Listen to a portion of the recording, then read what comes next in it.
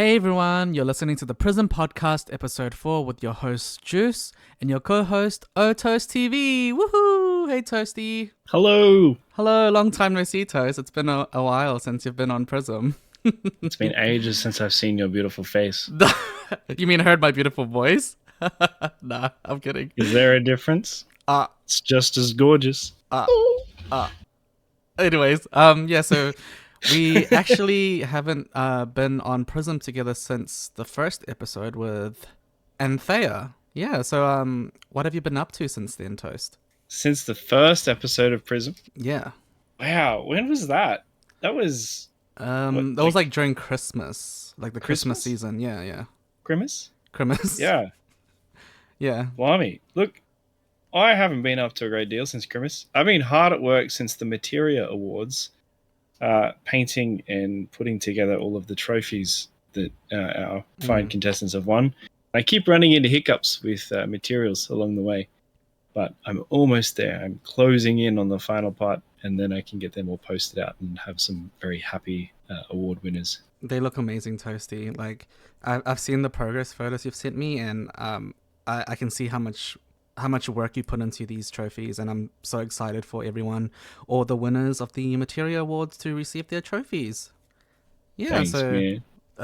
For those that don't know, it's crafted, painted, and made with love by Toast. Lots of love, and a lot more time than I expected would be going into it. But it's it's looking really good. So we've had them 3D printed, and they've been hand painted. And they're the little plaques with the names on them. We have been battling our vinyl printer cutter thing, and it's been a bit tricky to get the letters not munted. So we're getting there. It's good. It looks great. And there's a little extra special treat to go in with the trophies when we send them out. So special treat? Damn, I wonder what that could be. Prize winners, be keen. Yeah. Nice. Okay, so what else have we been up to since the last episode? We had, so you said the Materia Awards. We had the Starlight Soiree. We had beautiful Mara's Christmas special. And we had the Starlight Market. So that was December. And then in January, last month, damn, it's already Feb. That's crazy. In January, what happened in January? Damn. Look, it's been a rough month for a lot of people this January. Let's be real. Yeah. We had, what was it? The Omega Death Roll.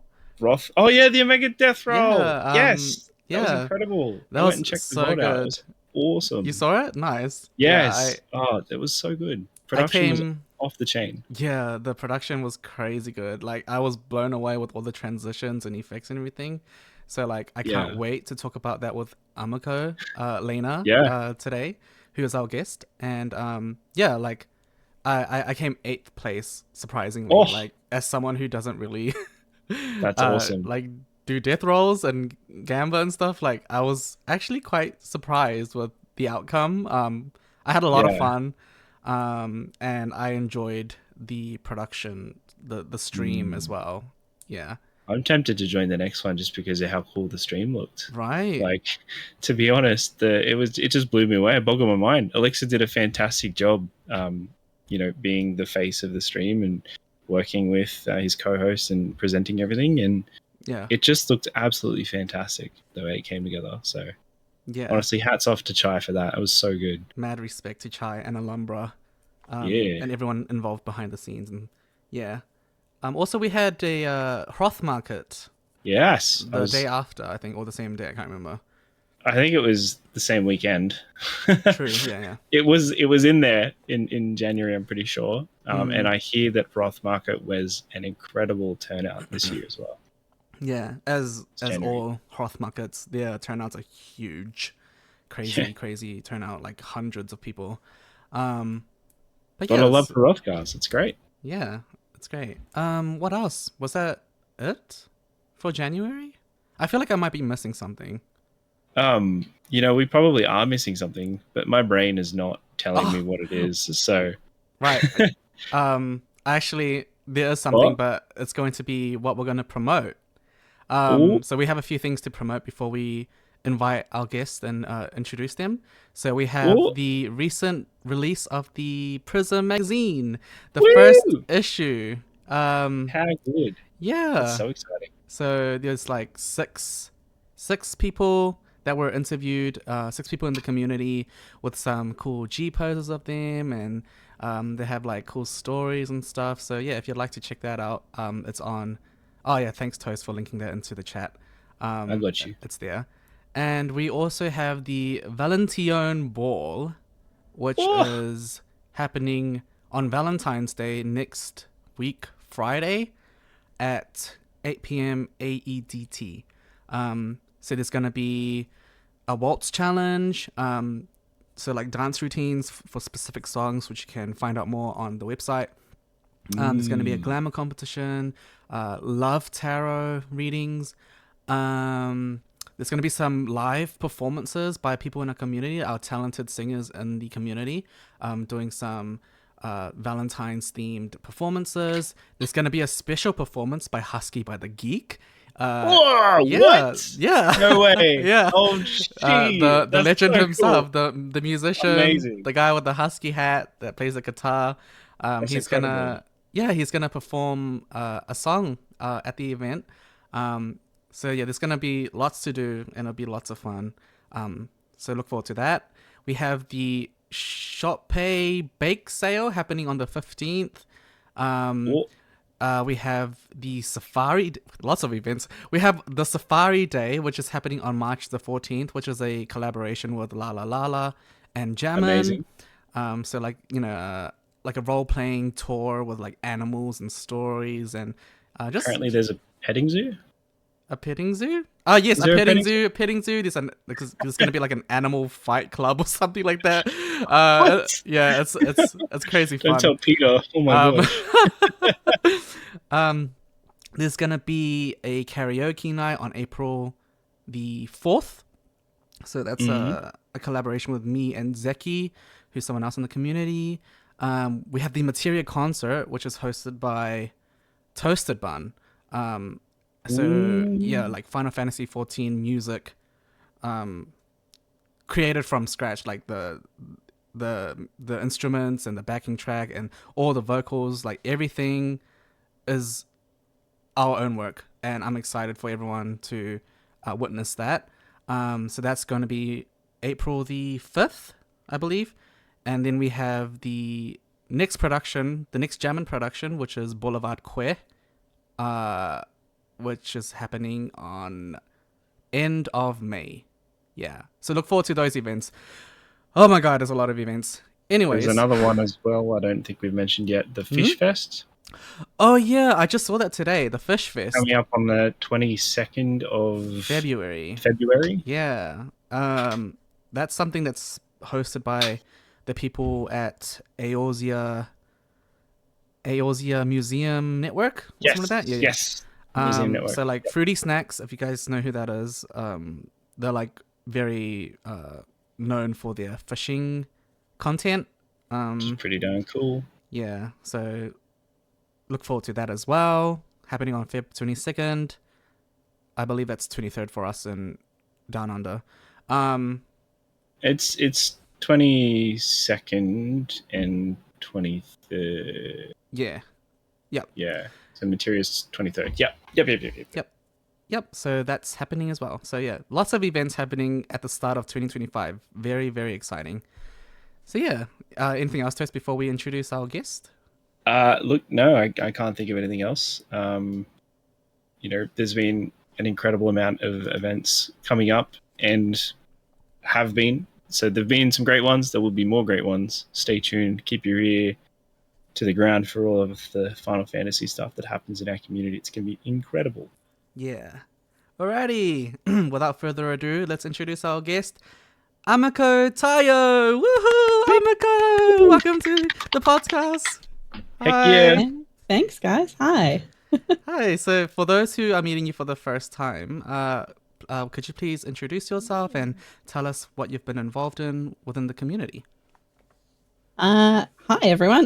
My name's Llaina, or most people in FF know me as Ameko. I am the one of the leaders in Chai Dynasty, and I head up the Alhambra nightclub. So I've been head lead manager for that since it opened back in, oh my God, it's been almost, years now since we got venues. That's how I think about it. Venues in Materia. Yeah, like 2 years, yeah. Wow. Yeah. And yeah, it's been my little passion project. It's been dialed back significantly since the start because it was hectic in the beginning. But yeah, I spend my day to day in FF, sort of helping run Chai Dynasty.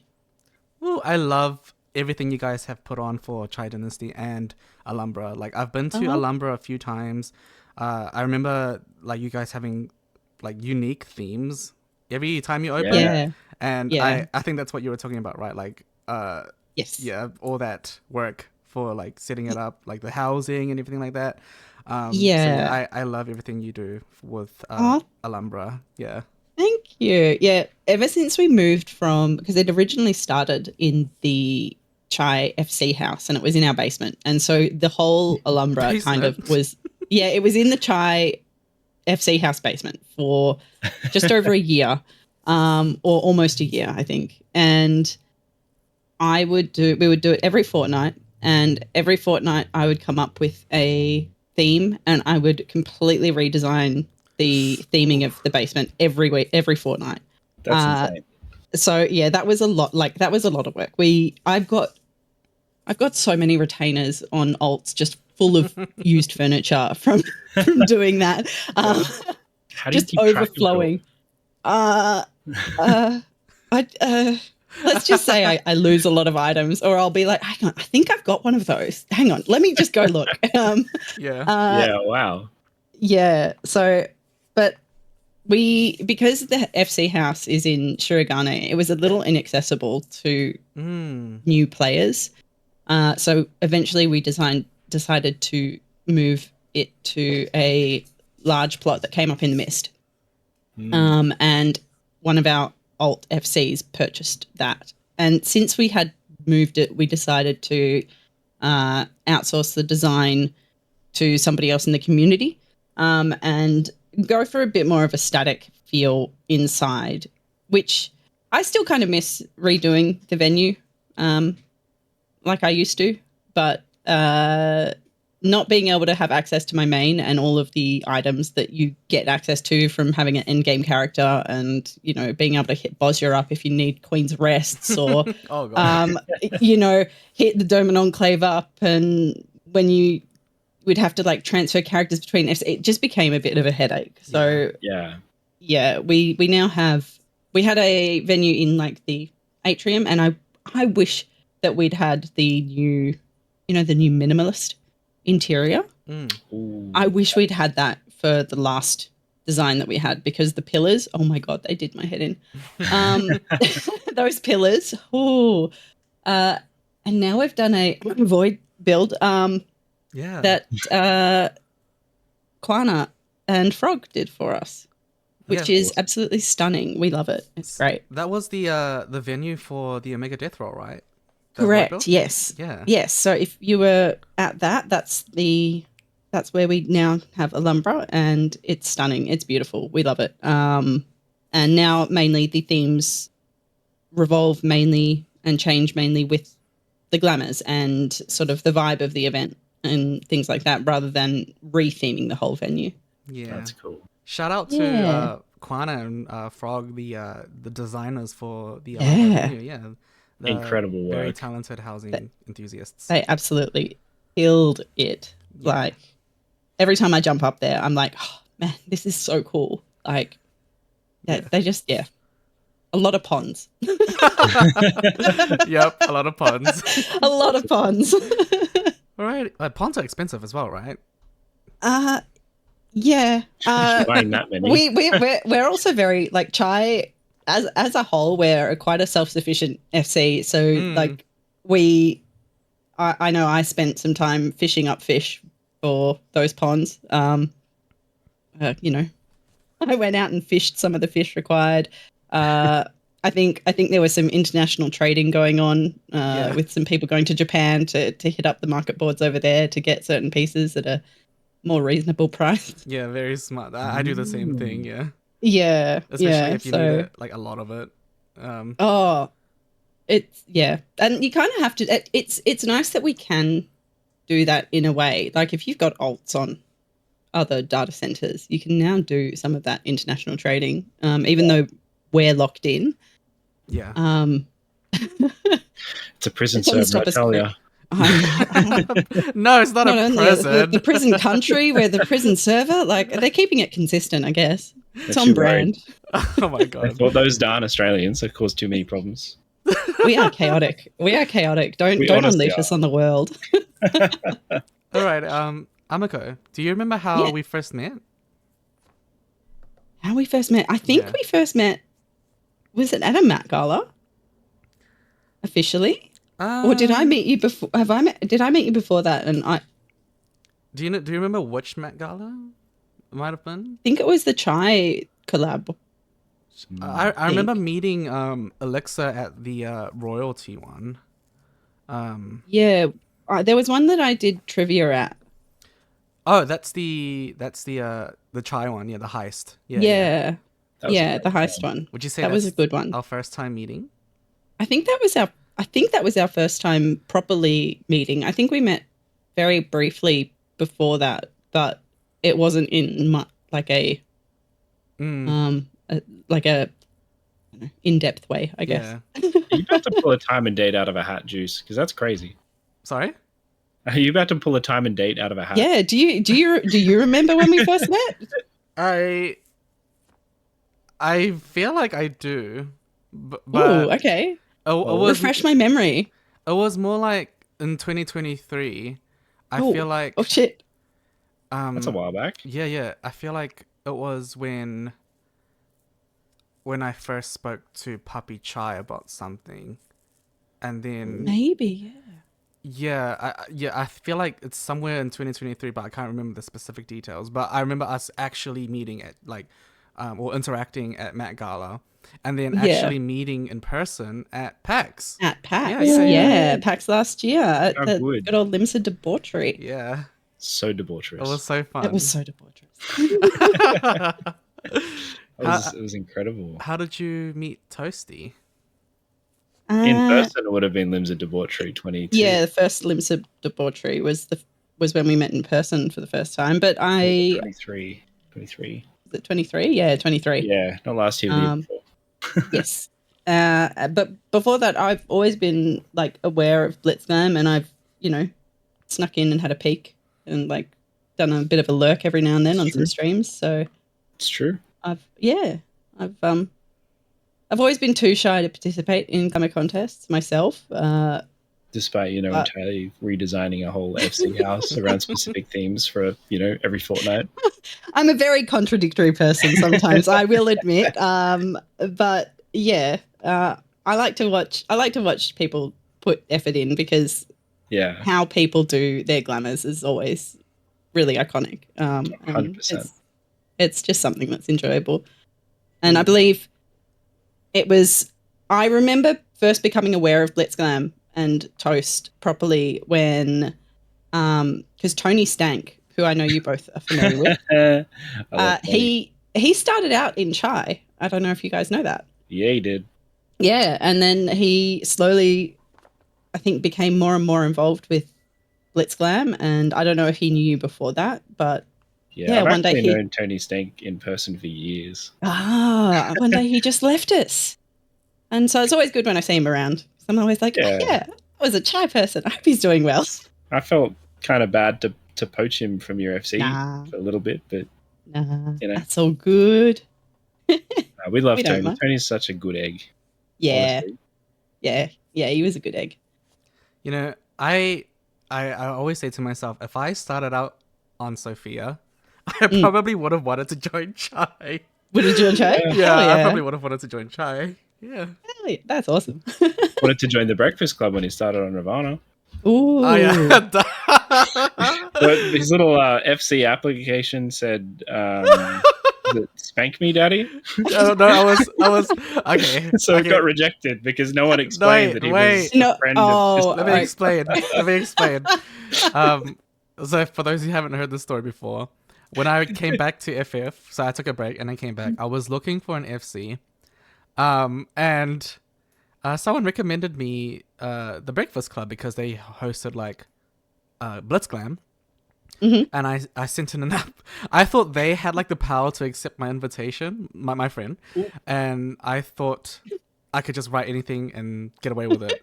But I wrote in "Choke Me, Daddy." That's it. It was Choke Me Daddy. Choke Me Daddy. Oh my goodness. And apparently Toast was streaming at the time, and he saw my application. Oh, you're like, oh wait, an application's coming. Let's have a look. Yeah. Oh my. I got a DM from one of the admins saying, "Hey, there's an application. Do you just want to check it real quick?" I looked at it. It says "Choke Me Daddy." I'm like, no. Yeah, that's how I got rejected from the Breakfast Club. Oh my goodness. Do you know what? Do you know what's hilarious? If you'd applied to try with that, it probably would have been accepted. Not gonna lie, that we would have had an absolute cackle at that and gone, yeah, sure, why not? My people. Yeah. In another universe, Toast. in another timeline. Yeah. Maybe. All right. Another shard. Kind of glad you another got reflection. Kind of glad you got rejected because we wouldn't have some of the amazing things we have today, I reckon. So, you know, just as well you didn't get choked. Hey. I mean, I'm still keen. If you're keen. No, you're still down. Right. Okay. Noting that down. Yeah, okay. Alrighty. Let's move on. Let's move on. Yep. It's been almost 2 years since... Wait, no, it's been 2 years since Materia DC has opened. So could you tell us about your journey playing Final Fantasy XIV? When did you start playing, and what server were you on if you started before Materia? Yeah, so I was a Kujata native. Ooh. I was on what was that, Elemental? And I started early 2021, maybe. It was before the WoW influx of people came in. But I was originally a WoW Classic degenerate. So that's how I started my what I consider my proper MMO journey. I've played MMOs through a lot of my adult life, but WoW Classic is where I really started to play and actually be aware of what's going on. You know, when you you can play an MMO and just be completely oblivious to everything that's going on, and you're just like, no idea what's happening. WoW was where I the classic re-release that happened in 2019, just before lockdown. Yep. So that's where I started being a bit more. Yeah, and then there was a bit of a break that the guild that I was in at that point took, in between the end of Classic and the Burning Crusade re-release that happened, and I was kind of bored, and Shadowlands had gotten really boring and terrible, and so I picked up FF, and I'd heard a lot about it through the time, and I had, over the years, watched the trailer for the Bahamut destroying the world. I'd watched that so many times, and I'd watched it, and then I also watched the documentary that had come out, or the YouTube documentary about how they redid the whole thing, and I was rewatching the trailer, and it back then, and even to this day, it still makes me tear up a little because it's just so epic. You know, honestly, the music and it's just and I was like, you know what, I'm gonna give it a shot. Yeah, I'm gonna try it out.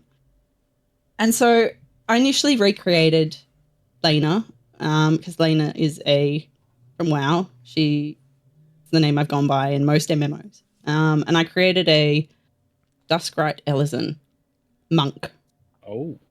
Originally. And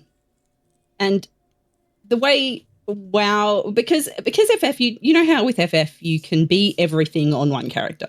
Yeah. That's Yes. not how Just WoW, super right? It's so good. But that's not how WoW worked. And I was still set in my ways about a character and their appearance being tied to what they did in the game. So I created a bunch of different characters. So I was like, this one's going to be a monk, and this one's going to be, you know, a ranger, or blah, blah, blah, blah. And so one of the characters that I created was Ameko, which is the Ameko that everybody knows that I'm on now. And it was a Ra'en with the flat horns, so the different face than I have now. And I created her as a conjurer. And I was like, I'm going to go Ra'en because it's like a white mage, white horns, white scales, white hair, like super pretty, like, oh, it's going to be so cute.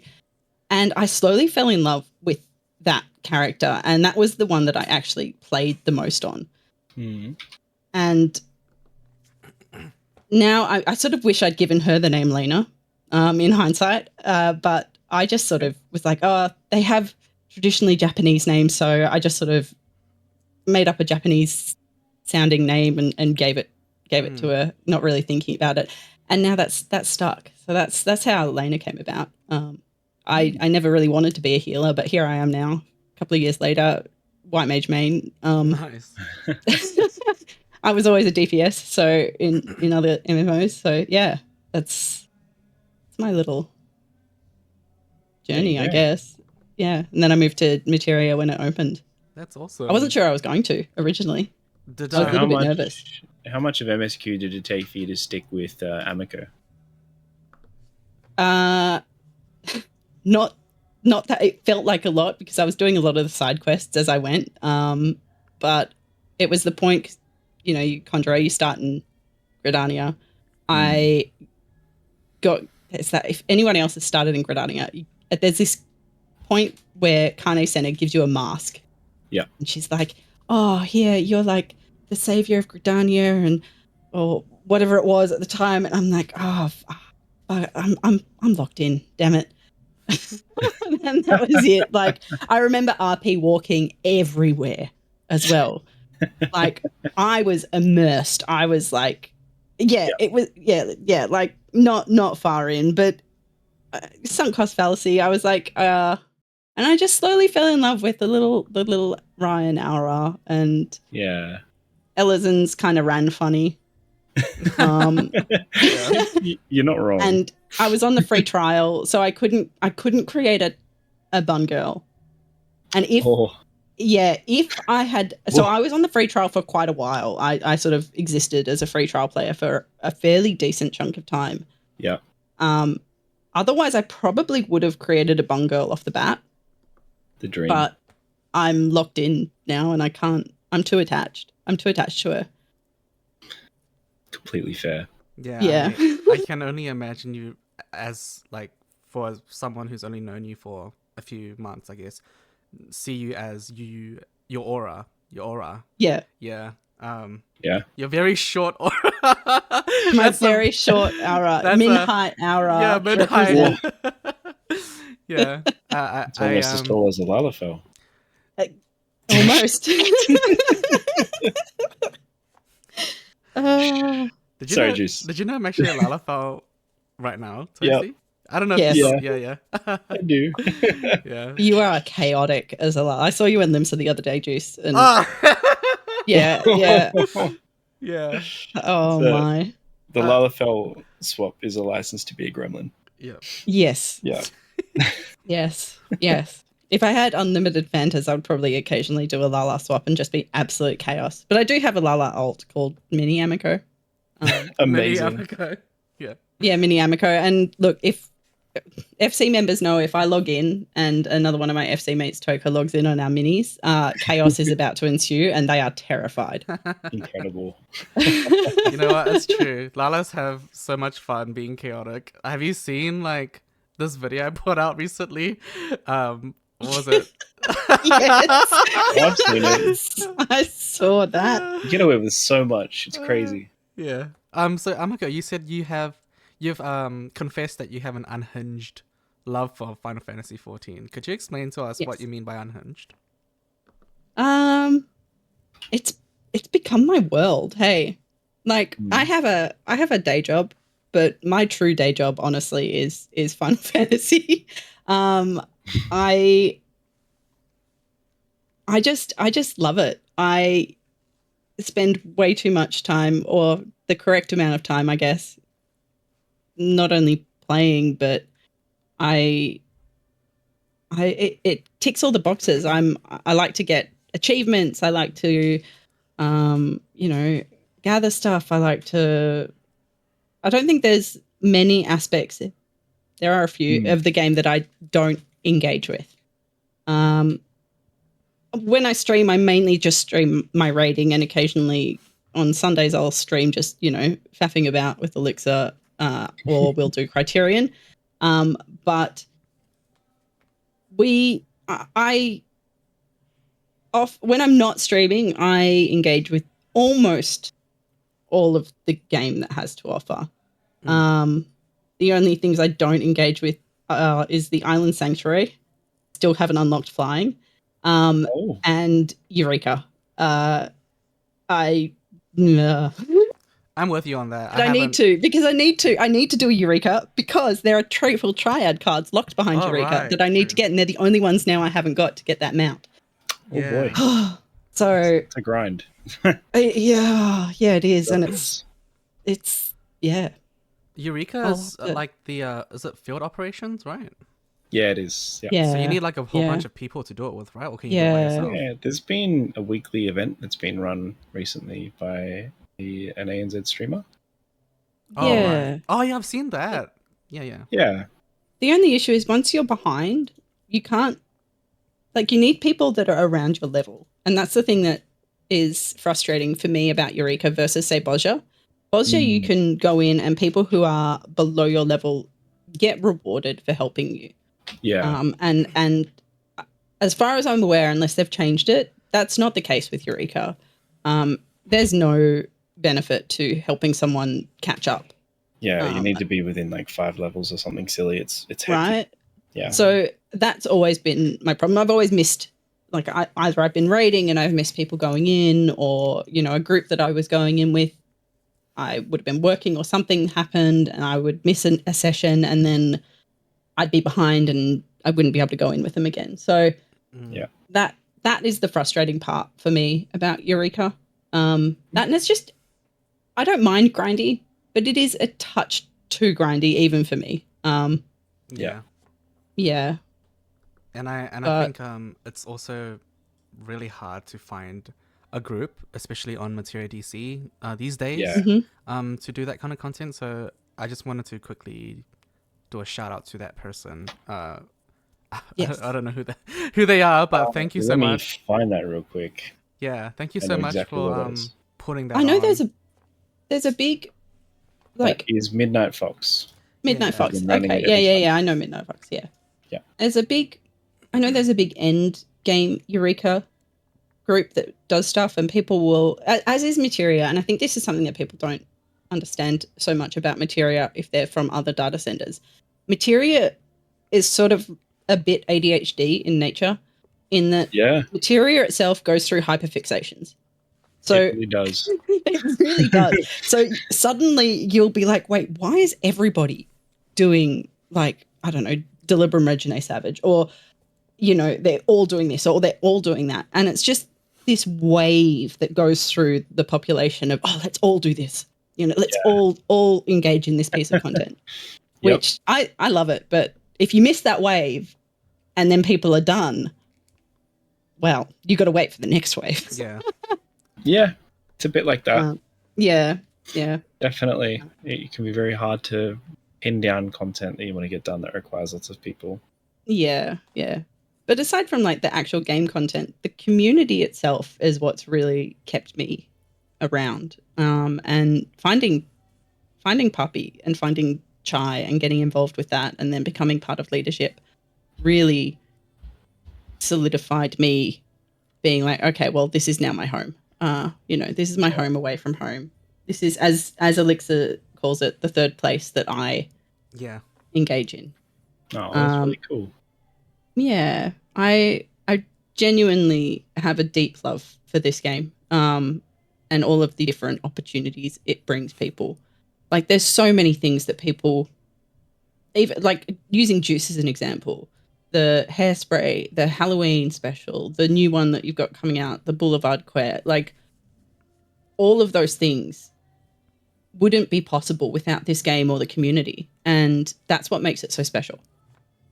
I agree. I want to talk more about that later on, but Okay. yeah, we should move on to our first game. Guess the impression. Woo! It's gonna be good. Toasty, Oh my God. Toasty has curated a list of impressions for each of us, Ameko. Yes. So he's gonna DM us the names, and we just have to do the impression and guess. And if you do feel uncomfortable with what I've given you, just let me know and I'll get you a different one. Okay? So who's going but I first, can Toasty? guarantee the first one will be uncomfortable. I'll make it you, Juice, just so Okay. Llaina Hell can yeah. relax a little bit. Yeah. Let's Okay? go. You ready? You ready for this one? It's going to be good. Listen up, audience. He's gonna send me something.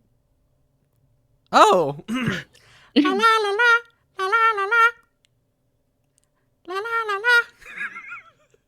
Oh.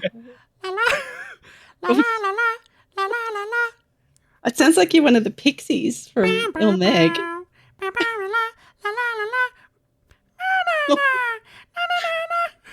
I don't know. Oh. What?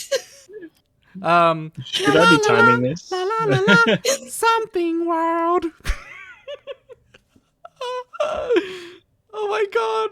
That's pretty darn good, Juice. Wow. Oh, I mean, it sounds fantastic, but I'm sorry. I wish I knew what it was. Should I? How doesn't she know it from? I'll describe. It's all So right. it's like a red, fuzzy. It's thing. red. Oh wait, is Red it and fuzzy. what are they called? The Teletubbies? No. What? That kind of direction, but not a Teletubby. Think like a Elmo? Muppet. Yeah, Elmo. Oh Nice. my god. Elmo, that's it. I Nice. forgot that Elmo often says his own name. Yeah. Like Yeah. after I said that to Juice, I was like, oh heck. Oh my god. Okay. You should have talked okay, about thank Rocco, you. pet goldfish. or Yeah, something. right. If you spoke about Rocco, I would have gotten that so fast. Amazing. Yeah. Yeah. All right. Ameko, your first impression coming up is going to be absolutely brilliant. I'm just going to find. Oh my. You ready? Yeah. All right. I'm ready. Here we go. Juice, don't look at chat. Oh, Peter. Oh wait, this is Lewis. Yep. Yeah. Lewis Griffin. Peter. Spot on. Lewis Griffin. Yeah. Amazing. Nice. That was so quick. Yeah. All right. Well done. That was great, Llaina. Oh Epic no, work. I've killed True Out in the background. There you go. First bonus True Out. All right then, Juice. I've got your second one. Are you ready? Yeah. Let's do it. Yeah, I hope. I'm keen to see if you can pull this one off. Oh shit. Okay.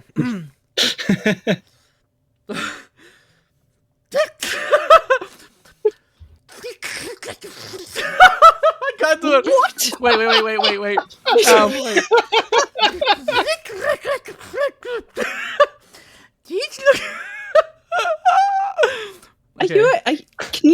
Are you okay? It's so hard to do this. Wait.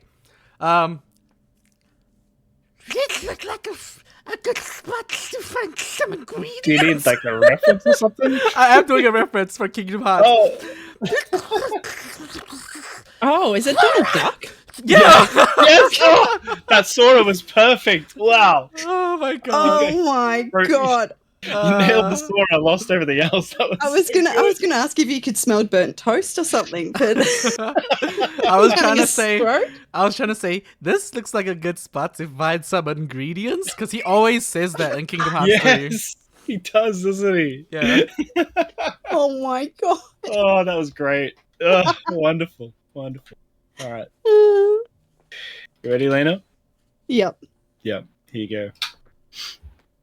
Now, darling, I'm going to create some fashion for you. Is this Edna mode? Yeah. Wow. I was trying not to say no capes, honestly. I heard, I got darling, and then you said fashion. I was like, huh? No capes. Capes not allowed. Capes not allowed. That's too much of an obvious line. Yeah. So, All right. I've got. You ready, Juice? This is good. You're gonna hate this. Oh, brother. Okay. How the heck can I make this? Okay. are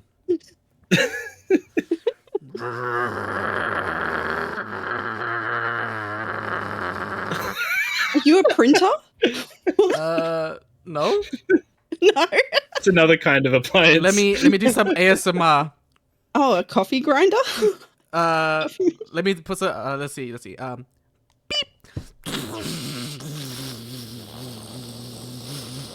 A blender? Yeah. Yes. Come on. Amazing. What do you get in a blender? You get juice. Oh, brother. Oh my god. Okay. Oh, that's great. All right. Ready, Llaina? I'm ready. Here we go. Oh dear. Okay.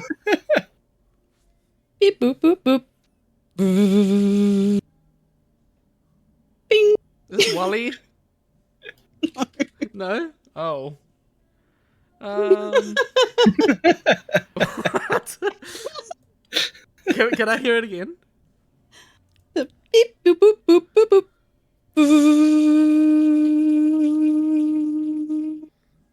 Beep beep. Microwave. Beep. The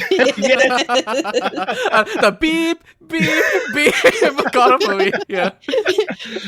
Oh, incredible. Amazing. And then it goes again when you've forgotten you.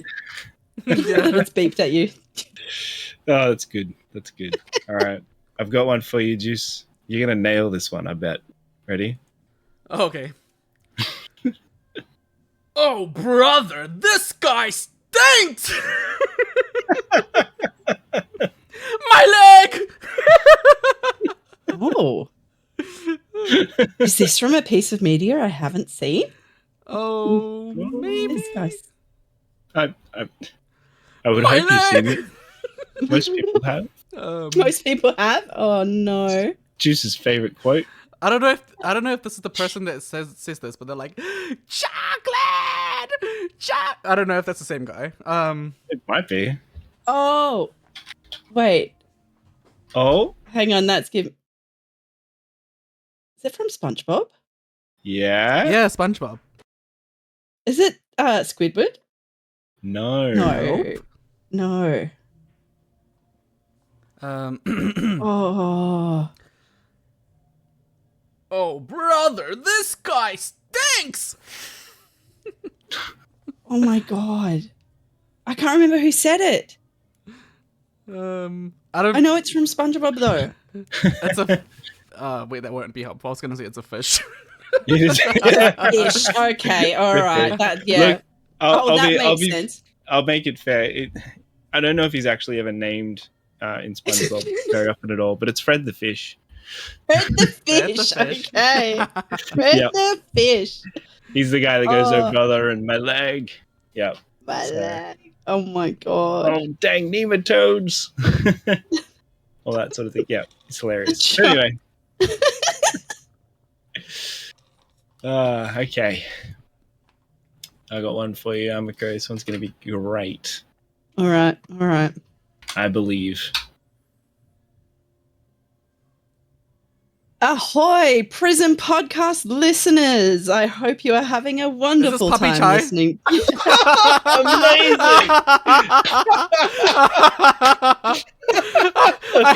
I heard ahoy! I was like, that's Puppy Chai. Yeah, It really was. That was so good. Oh, yeah, that was ahoy there. incredible. He loves a good old ahoy. That was fantastic. All right. I've learned All a thing or two. It's beautiful. Here you go, Juice. Wait, okay.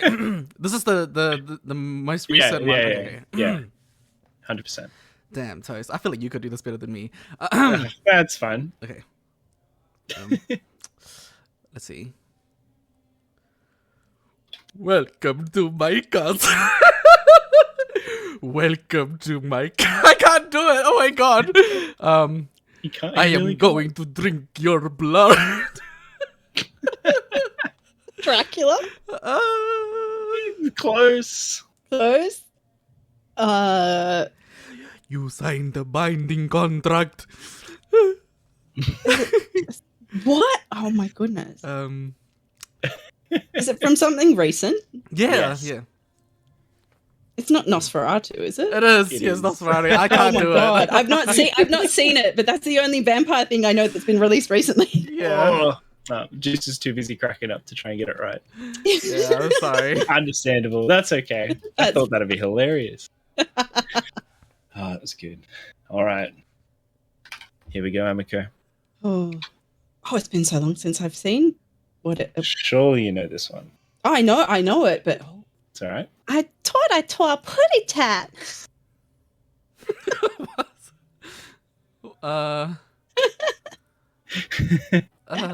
Again, please. I thought I tore a putty tat. I feel like I've heard this before. I'm sure you have. Are you saying something like Yeah. I thought I saw a pussycat? Yes. I can. It sounds very familiar, but I can't. I did tore a putty tat. Oh no! I feel like I don't know this one What? or the name. I might know the cartoon or the show or something, but not the name. Is Hmm? yellow, if that helps. Yellow. Bright yellow. Bright yellow, yeah. Bright yellow. It's not The Simpsons or anything. No, it's No. definitely not The Simpsons. It's a cartoon, but it's not that one.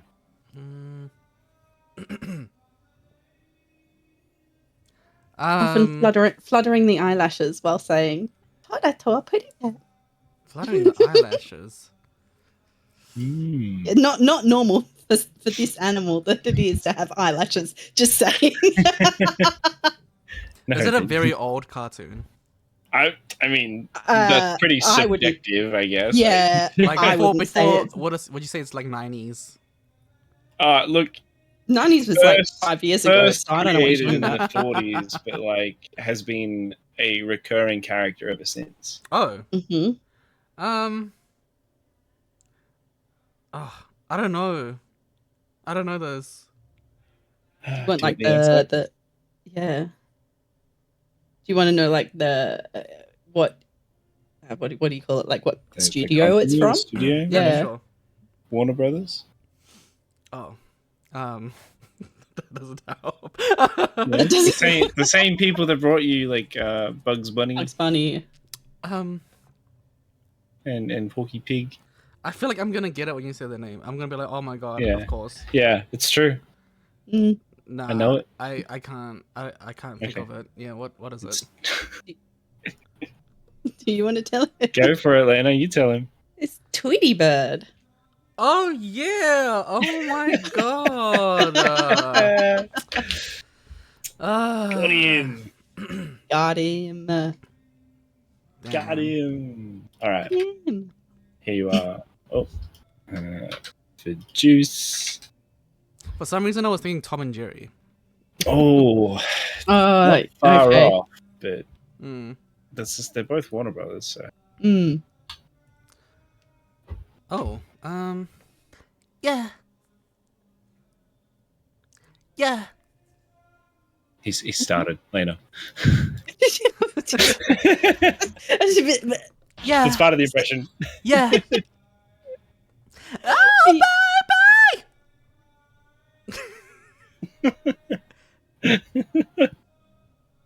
Oh, Michael Jackson? No. No. What else? Okay. It's a pop star. What's something else that I could do? um, The weekend? I'm trying to do something that won't give it away, like, so obviously. It's gonna have to be something.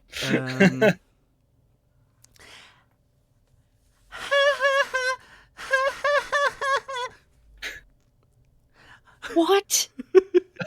Okay, now it's my turn to be lost. Holy. I don't think I've ever. So it's not the weekend then. No, it's definitely not the weekend. No. I want it. I got it. I want Yes. it. I got it. Yeah. Oh my god. I'm so bad with like names of singers that I'm not super familiar with. How many problems did you say you had, Juice? 99 problems. I probably ain't got one. Oh, okay. Now I'm gonna expose myself. I don't know who sang that. Can't think of who it is. Or how you walking? Popular. Ooh. Gonna be popular. Oh, is it Ariana Grande? Yeah. Yes. Oh, okay, yeah, all right. Okay. I did like something like her pop star, like or like her Cat Valentine, like her laugh. But I didn't do well. I'm going to expose myself. I'm not super familiar with Ariana Grande stuff. I'll be completely honest. I know. That's all right. That's on me then. No. I haven't yet. I kept putting it off, and now I don't think it's in cinemas anymore. It should be. I think so. It should be. Yeah, I should go see it. We'll have to find out. Oh, but it is on demand though. It's on online, like. Oh, I should watch it then. I've been meaning to. How's about this one for you, Llaina? It's amateurs like you that give kidnapping a bad name. Oh my god. It's not Home Alone, is it? Or something like that? No. No. I'll clean my room in exchange for your immortal soul. I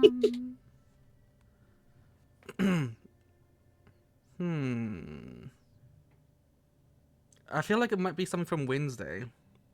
Ooh. Is it Wednesday? Wednesday Addams? No. Yeah. Oh, okay. Yeah. Hold on. Excellent.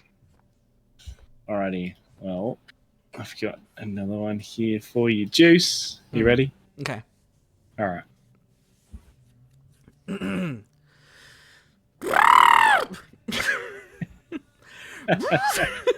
noises this man can make. Oh my goodness.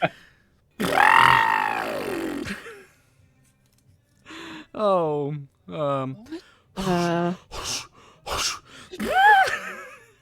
Are you an elephant? Yeah, elephant. Yes. Incredible. That was brilliant. Oh, iconic. Nicely done, Juicy. All right, here you are, Llaina. Oh my god. Okay. What?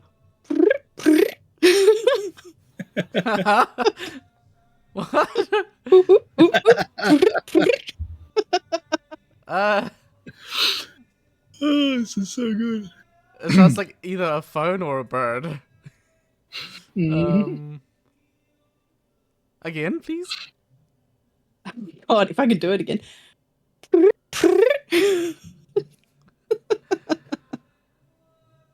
Is this like a hummingbird or something? Not quite Not a hummingbird. A little less elegant.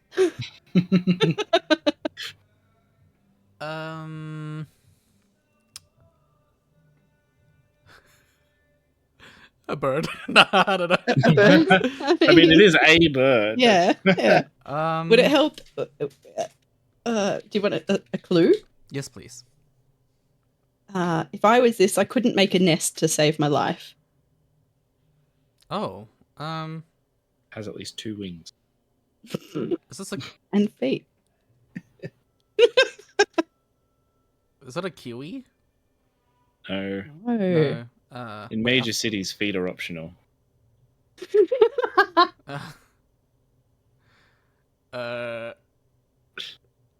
Damn. I actually don't know. They're like everywhere globally.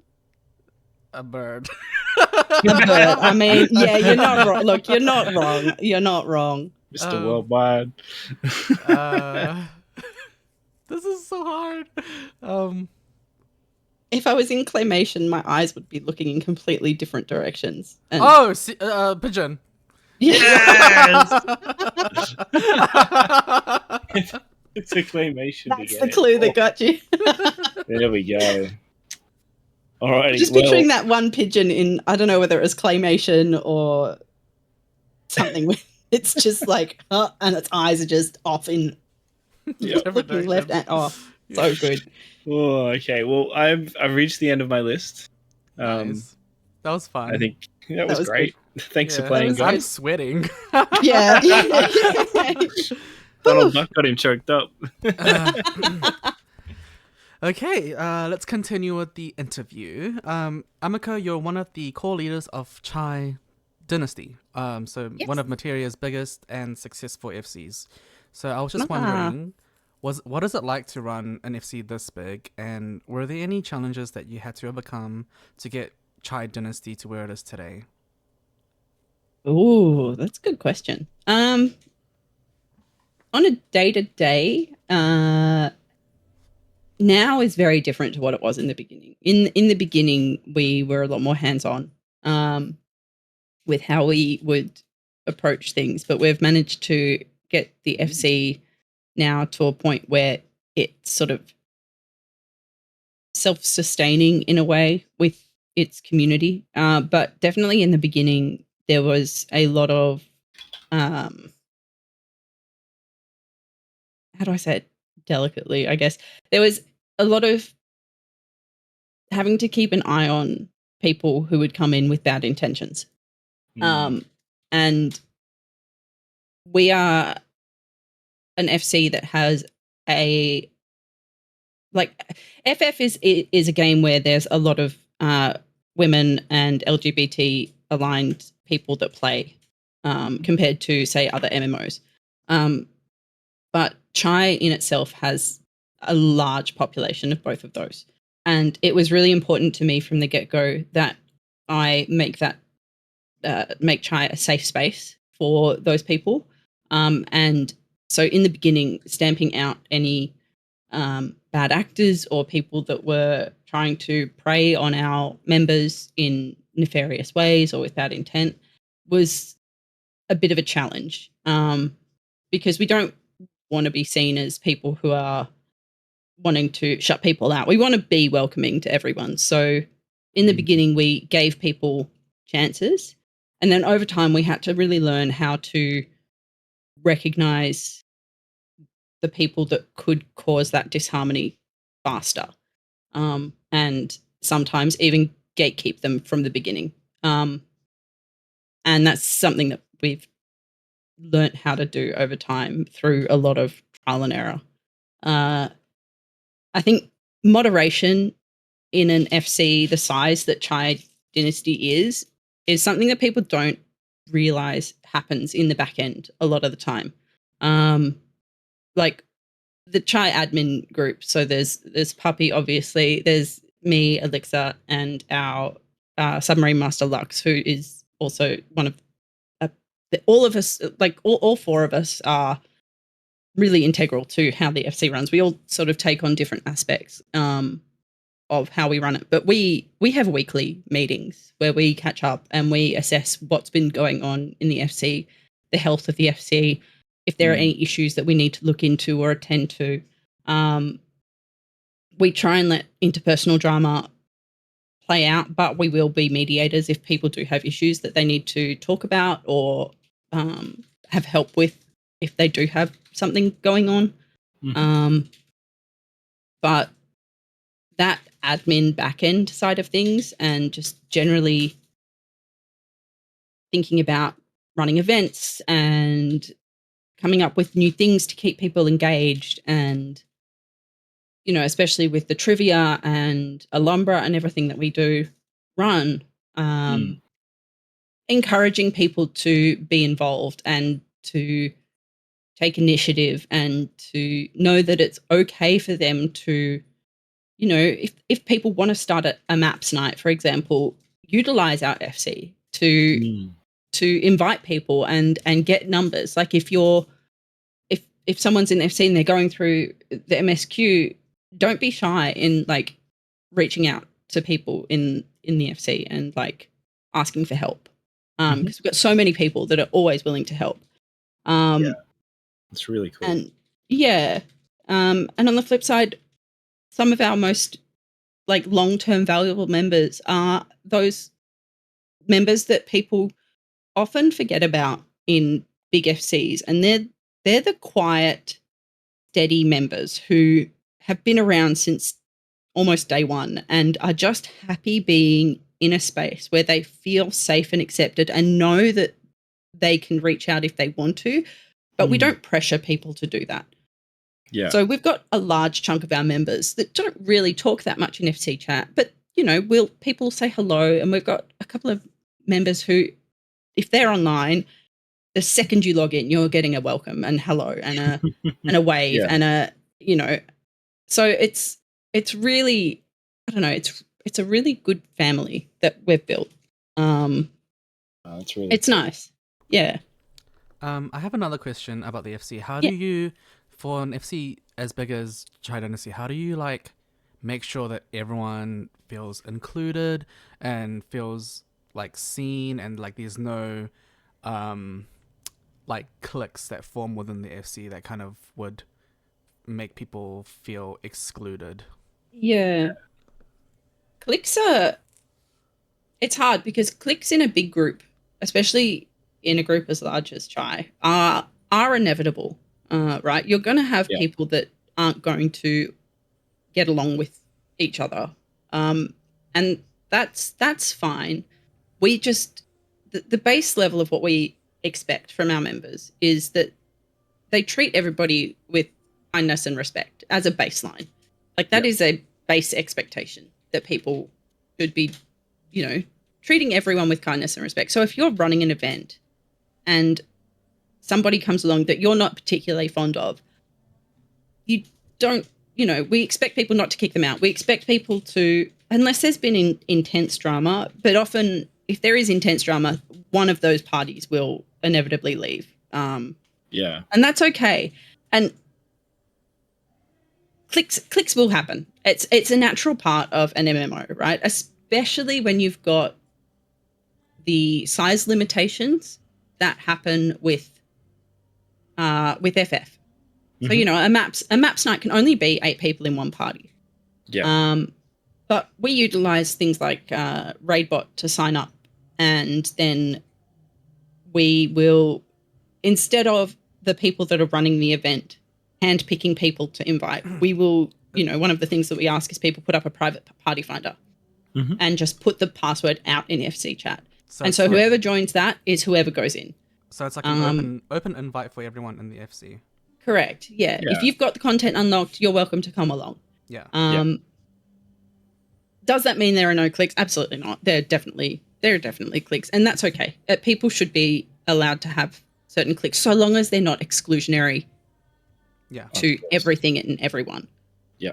Does that make sense? Yeah. That makes I totally get that. Yeah.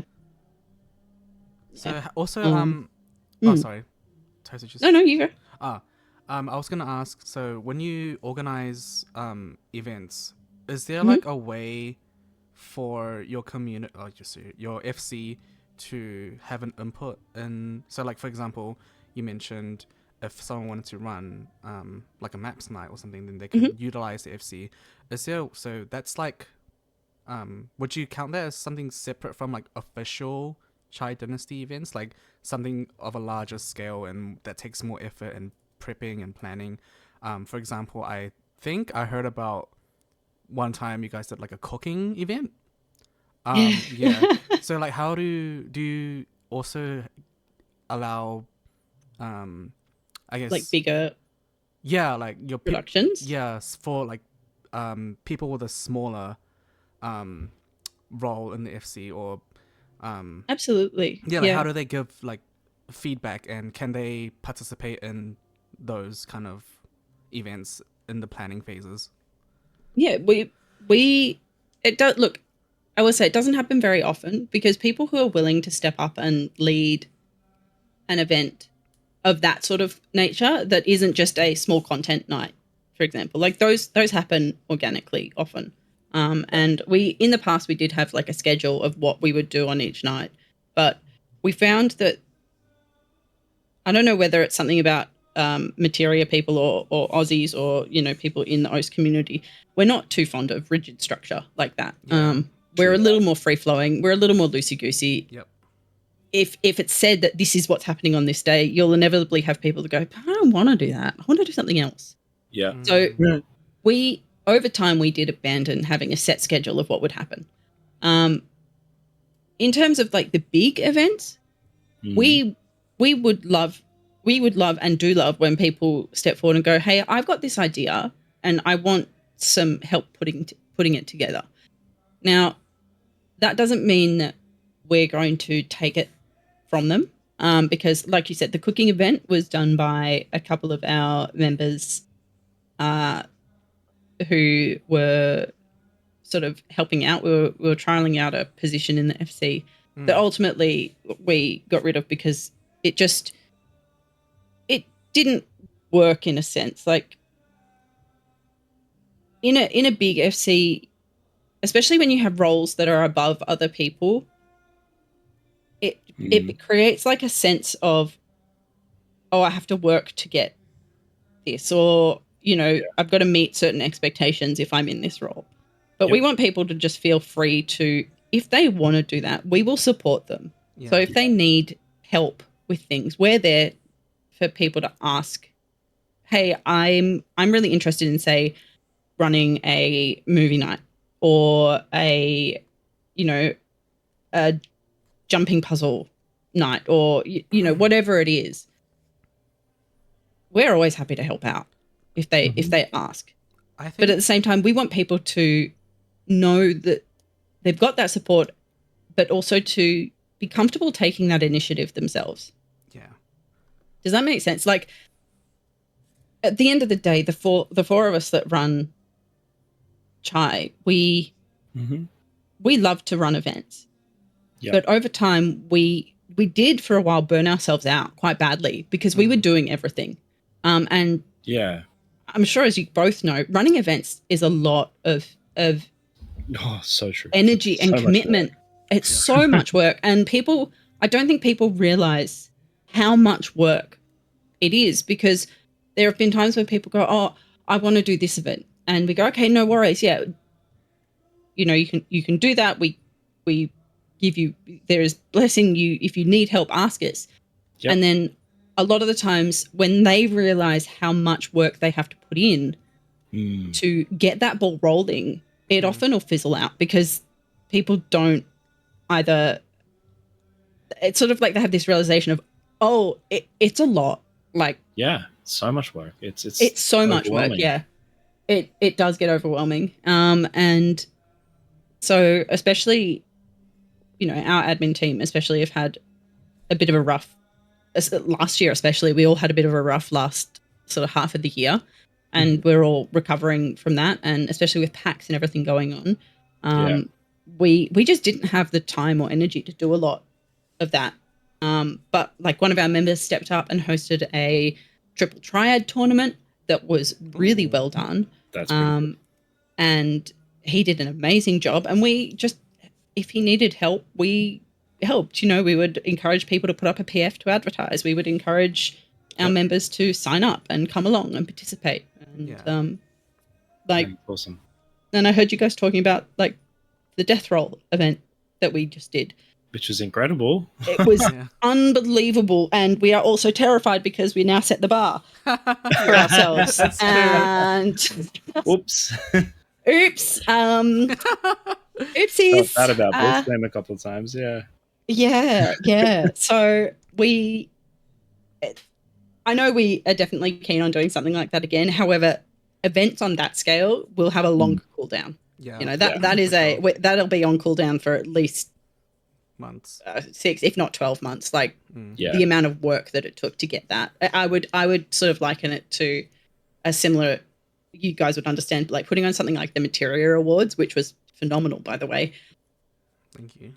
The scale of something like that, just you couldn't do that every 3 or 6 months, even. Nope. You know, No. even sometimes I would say even every 12 months, you'd be going, shit. It's you know, we're already in February. How the hell did that happen? Like, yeah, we're gonna start planning this year's already. Like, yeah, right. It's terrifying. It's terrifying. well, we started planning last year's in what, March? Yeah, in March. Well, and we're in February, bro. Yeah. Like, you got to be able to breathe sometimes. And then life happens, and I would love for our Chai members to, you know, run things like that. Yeah. Encouraging people to step up and take the initiative is such a difficult thing to do. Especially when they're just so used to and so comfortable with other people doing it for them. Yes, it can be a real challenge. So I just want to commend you for, you know, the work you guys do to encourage your members to step up and do that, and how you support them, especially with the triple triad you were talking about. That's awesome. Yeah, that was a great event. I also wanted to just add on, like, I wanted to commend you guys for supporting not only people in your FC, but like people like myself from outside the FC who come to you guys to like collaborate and, you know, have you guys do Gamba and trivia and stuff like that. So it's not just you guys aren't just happy with helping members in your FC host their own events, but also people outside of Chai Dynasty, which is amazing. Yeah. Oh, it's true. It's incredible. We one of the things Chai is focused on is making the Materia community a fun place to be in, and battling against the OS, like tall poppy syndrome sort of reaction to a large group of gold people shouting out about trivia and giving away gil is a bit of a struggle sometimes, because that does play into it. But at the end of the day, we're just nerds at the other side of the PC trying to have fun, like you know.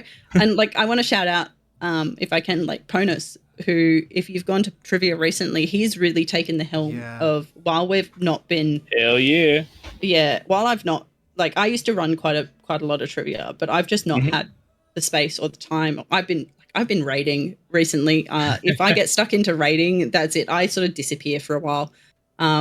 So he's really taken the helm and just really embraced being a trivia master, which is so good. And we've got another couple of people who have stepped up and have started doing it, and we love it. I love it when new people are doing trivia. It just makes my heart so happy. And the community also is really good at embracing people that step up and do it.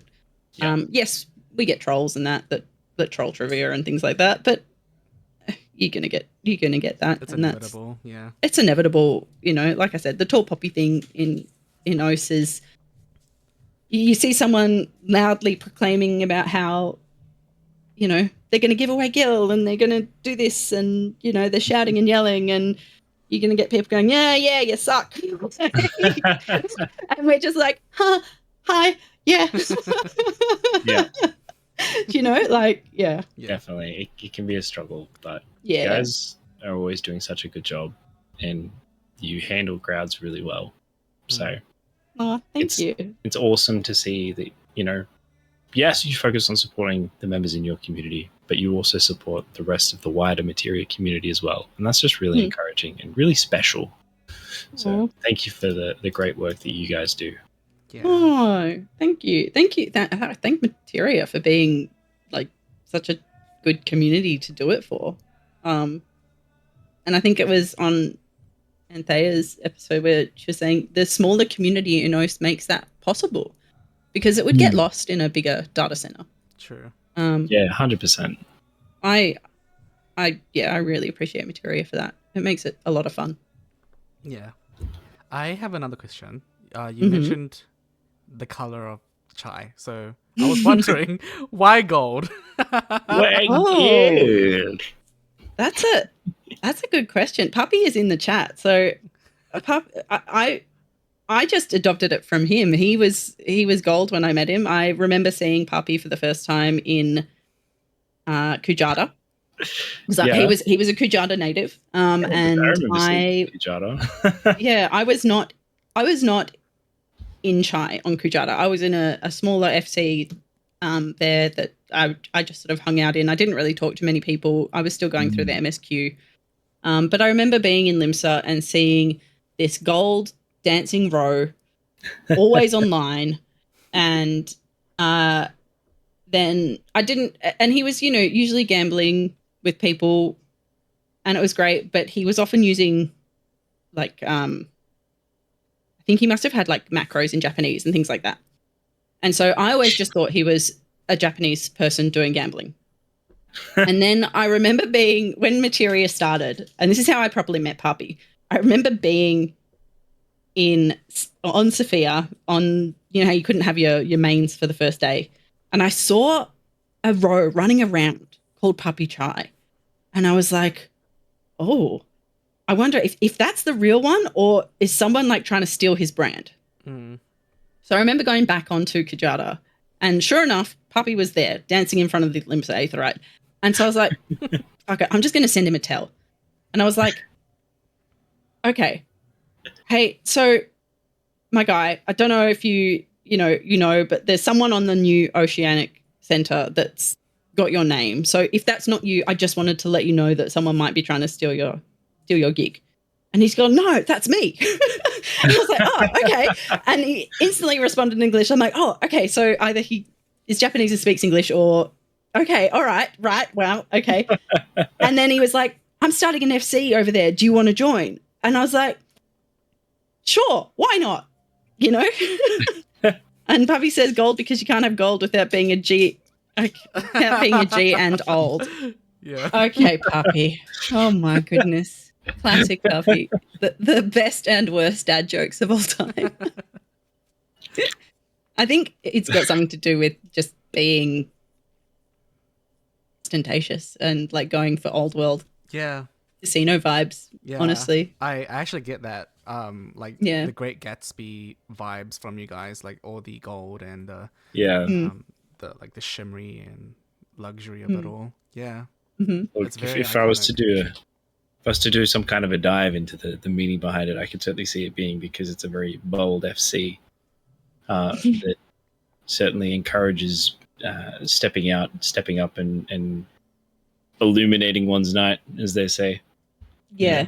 Having a grand old time. Lots of gold, lots of light, lots of fun, excitement, and just being bold and, as Drew said, ostentatious. I also like how you guys, like, at the PAX Oz, like, wore gold clothes and everything like that as well. So it came in uniform. Oh, yeah. That was great. Everything you wear in game kind of translates to real life as well. I'm not going to tell you how long I scoured online shops for gold clothing, longer than I'd care to admit. But it was, good fun. I like it. It's like great fun. It's fun at PAX when someone sees anyone wearing like a shiny gold outfit. They're like, oh yeah, that's Chai. Yeah. I remember the first year where we had Limsa Debauchery and Elixir came and bought the hat, the Puppy hat. Yeah, because he made that hat. And hat. Puppy unfortunately got COVID that year and wasn't actually able to make PAX. So we would take turns sort of wandering around with the hat. And more often than not, people would just go, oh my God, wait, are you Puppy Chai? Like, people recognize the damn hat. Yeah. Yes. And we'd have to be like, no, we just stole the hat, like I had it in my house because it took Puppy and I way too long to catch up for me to give him that hat. But I had it in the back of my stream for months. Honestly, iconic. Yes. So good. Oh, I love how it's become Chai Dynasty has just become a symbol for Materia and Gamba and fun and events and stuff, and that's just amazing. So that makes me that honestly warms my heart. Like I do what I do because of my love for Materia and the game and the community. So the fact that that impression is what people have, or I hope that's what people have, makes me really happy. Yeah. I think establishing like your branding and your image as an FC is really telling of how successful it is, and how much work you guys have put into like putting your FC out there for everyone to know, and like prioritize inclusivity and connection within the community. So I feel like everyone who has that experience with Chai, whether it is by attending or going to Alhambra, or like, you know, trivia in Sofia, if they see the gold uniform, they know they're in for a good time. Yeah. Yeah. Well, that's good. That's good. Like, it wouldn't be what it is without the support of our members and, you know, the rest of Materia. So yeah. Honestly, it blows me away every day what we've sort of become over time. Yeah. And yeah, Puppy is our ideas man, and he'll throw out things that he has a day. Oh, Puppy, stop. See him in chat. Yeah. So speaking of, so if you, just real quick, if you're listening to the podcast later and you can't see Twitch chat, Puppy's just speaking words of encouragement over Ameko, saying, says, I just want to say I got so lucky with Ameko, and she really aligned with everything we stand for. So that's just really sweet. Thank you, Puppy. Yeah. Thank you, Legend. It's really nice. It is. I'm sorry, just didn't mean to cut you off there. No, just wanted to make that's sure fine. Thanks for that. People knew the context. Yeah. So speaking of Alhambra, Alhambra has become a staple in the Materia venue scene. So I was just wondering, how did it start, and what goes into running a nightclub venue, and I guess what's your favorite part of managing it as the creative director? Ooh, good question. How it started was, I mean, Puppy had a venue on JP with his old FC, that was Chai, and he wanted to recreate it here. And I stepped up when the housing came out and said, "Look, I'm gonna put my hand up and give it a shot, designing the first iteration of Alhambra and the FC house."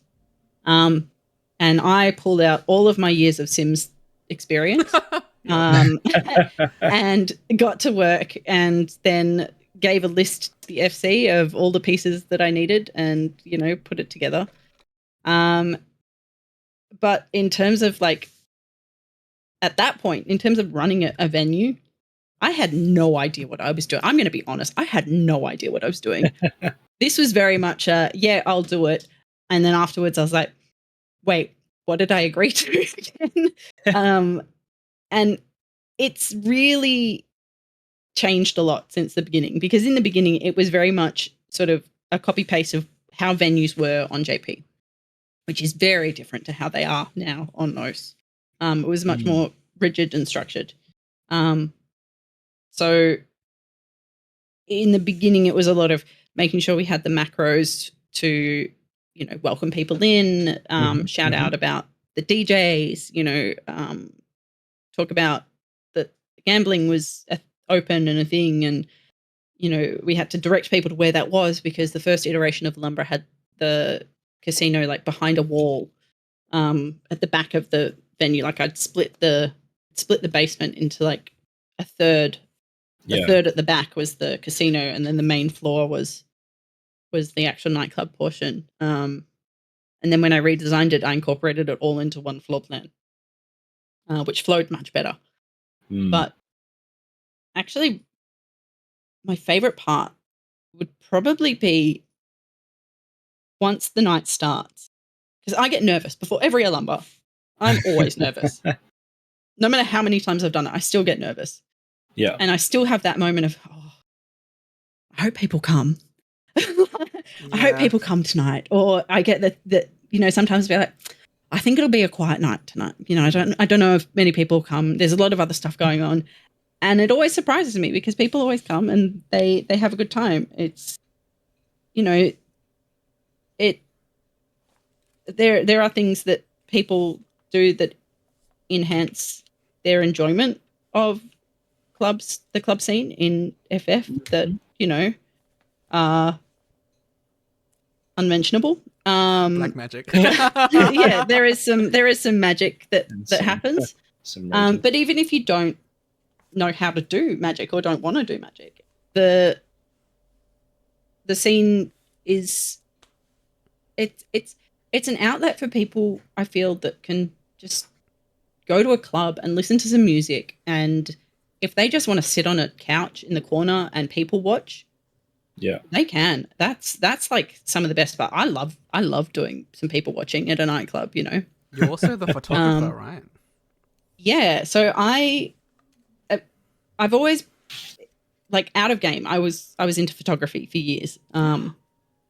And it's been a long time since I've picked up my camera and actually taken photos out of game. But once I figured out how to learn the tools that FF has, it just became a passion of mine. So I heavily rely on some of my other staff members to do a lot of the more busy work, I guess, in terms of like shouts and making sure people have the link and all of those sort of things, the links for things. While I'll do a couple of shouts here or there, I'll, like, you know, talk to some people and be like, hope everyone's having a good time. But also I'm going into G pose. So if you want me to take a picture, let me know. Check here if you want to see what I'm taking. And I've really gone into like photojournalistic style of capturing things as they happen. Yeah. So I'm not big into forcibly posing people. What I do is I'll go into G pose and I'll sit in the same G pose session for maybe 15, 20 minutes.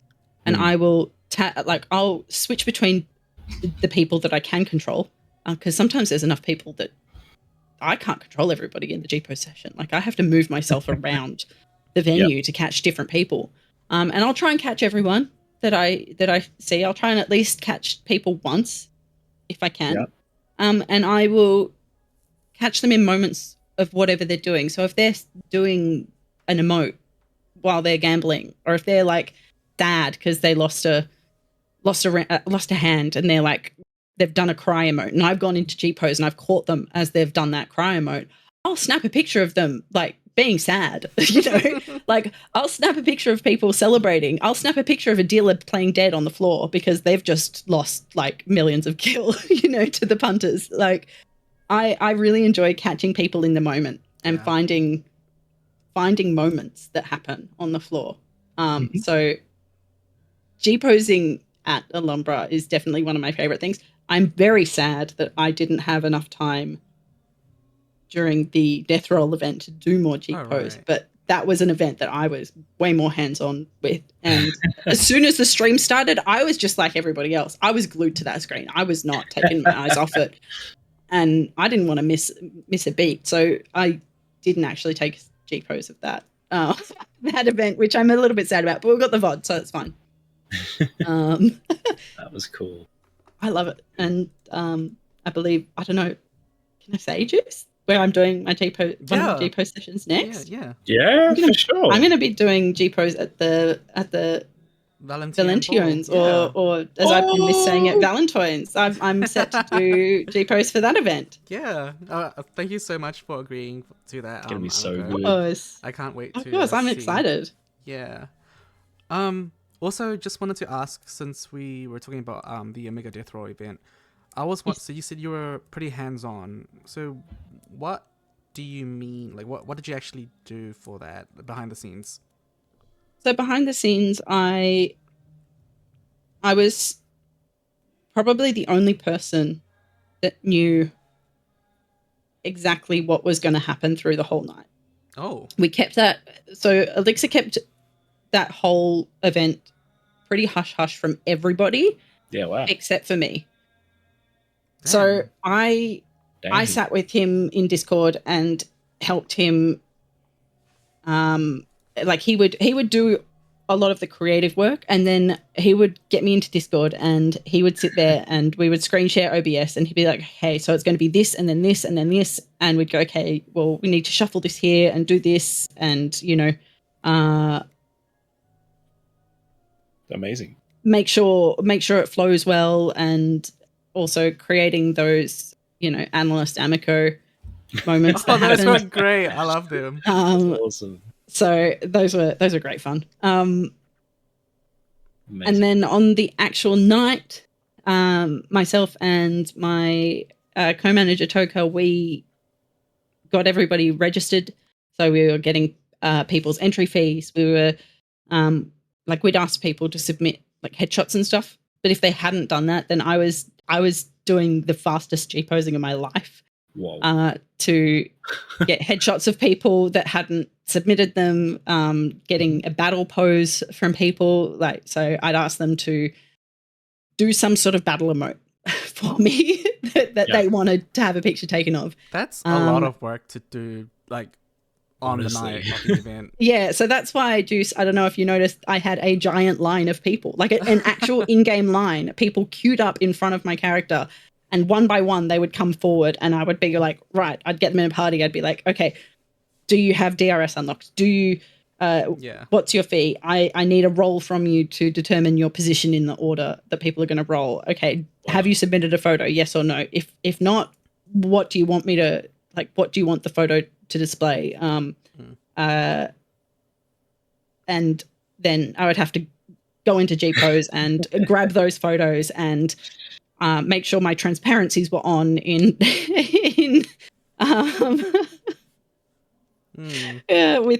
reshade, and it was hectic. It was hectic, but we pulled it off. So I'm proud of us. I'm proud of Elixir for putting it all together, because it was it was I can imagine how hectic it would have been to do that. Usually the time crunch. The time crunch. Especially for something that's like live streamed as well. You gotta make sure everything or most things are prepared in advance in my experience. But you guys did a good job. Yeah. Thank you. It's an incredible job. It wasn't just good, it was amazing, insane, and mind-blowing. So well done. It was a lot of fun. Shout out to Elixir for all that effort. Yeah, big shout out. Well. He's in New Zealand at the moment doing something. Yo, can you come to my house? So... No, I'm kidding. Whoa. No, not like that, Toes. Whoa. Alrighty. We'll move on to the next game. We're going to be playing This or That. All of us can answer these. So we'll start in the order of Ameko, Toast, and then me. Okay. So, can I get a quick rules check? Yeah, rules check, please. Rules check? Yeah. Just say like what? Which one do you prefer? Okay. Oh, okay. You have two options. Yeah. Yep. Okay. So first one. All right. Rating or role playing? Ameko? For me, rating. Oh. Okay. Yeah, I'd pick that. You've been doing through these days, eh? I have been doing through. Yeah. What'd you say, Toasty? I said I would have picked that for Ameko for sure. Rating? Yeah. Oh, nice. I would pick role playing because I don't raid. Yeah. For myself, I wouldn't know where to start. Probably rating. It's a bit easier than emergent storytelling. I'm the opposite. But yeah. Yeah. Nightclub vibes or cozy cafe vibes? For me? Ooh. Oh,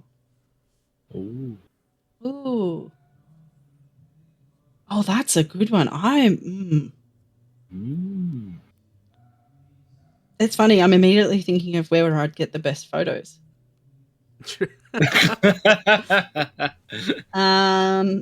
Straight to G-Pose. Real life would be cafes. But I do enjoy the hectic in-game nightclub scene. But it's a very close. It's a very close tie. It's a very close tie. I do have a love for the nightclub scene though in FF. Yeah. Yeah, right. Toasty? Yeah, look, cozy cafe. Cozy cafe. Yeah, a nice coffee, pull up on a cushion and pass out. Be great. Yeah, real life cozy cafe, hands down. But 100%. Yeah. For me, I think real life nightclub vibes. Hey, there it is. Nightclub vibes, but on FF, I'm not the biggest nightclub venue goer. I feel like the only ones that I've been to and really enjoyed were Alhambra and Spice, but I don't think Spice is around anymore. I'm not sure. No, I think they're not going anymore. Unfortunately, they were good. Yeah. And so yeah, in real life nightclubs, but in game, I like cafes. I feel like it's like a more chill thing to do. Yeah. I do, and that's what it's so close. I love a cafe. Yeah. And usually the cafes that I've been to, for example, the Bun Boy Cafe or the La La La La Maid Cafe, there's usually like an artist that you can commission, and I like to like commission those artists all the time when I attend. So that's I'm gonna why have to start going to these cafes. Yeah, you should. Yeah, They're really fun. They're really good. I do enjoy La La La La. I've been there quite a bit. I've seen a lot about Bum Boy, but I'm just so bad at going places. I'm No, that's okay. Next one is Graha Tia calling you my starlight, or Hoshifant calling you my friend. Fuck. Jesus. Excuse my language, sorry. Oh my goodness. Oh, jeebus.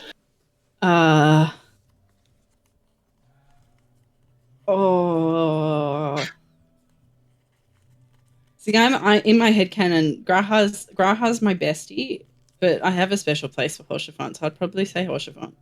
Because him saying my starlight probably is not bestie vibes. Oh yeah, yeah. Okay, Toasty. Bro, I swear, Horsh calling me anything would be the dream. Let's be honest. That's amazing. But I love Graha. You know,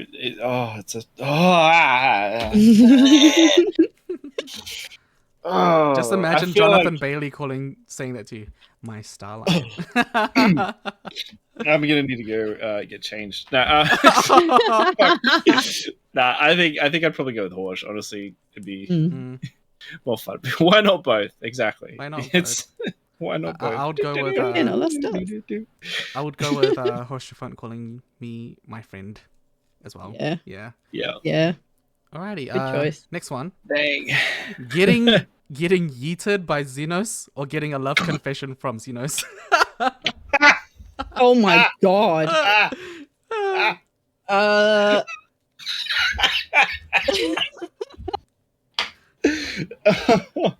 Excuse me. I feel like he'd be giving you the love confession while yeeting you, right? Like, yeah, 100%. Like, yeah. I'd take getting yeeted. That was that. Oh, I don't want to spoilers. I don't want to spoilers, but there's something that happens at, towards the end of the last expansion that just so good. Oh, it was so good. Yeah. Yeah. Yep. Tasty. Yeah, honestly, it's clearly 2-in-1 with this guy. You can't have one without the other. Ameko's on point with that. Jeez. But yeah, I'd love to go toe to toe with Xenos. I think there's potential for a lot of fun in that. Just mano to mano, fist to fist. Yep. Face or whatever. That'd be cool. Yep. So you want to get yeeted? I feel like he's got serious yandere vibes. Yep. Oh god, yeah. That's why I'd choose love confession. Love confession.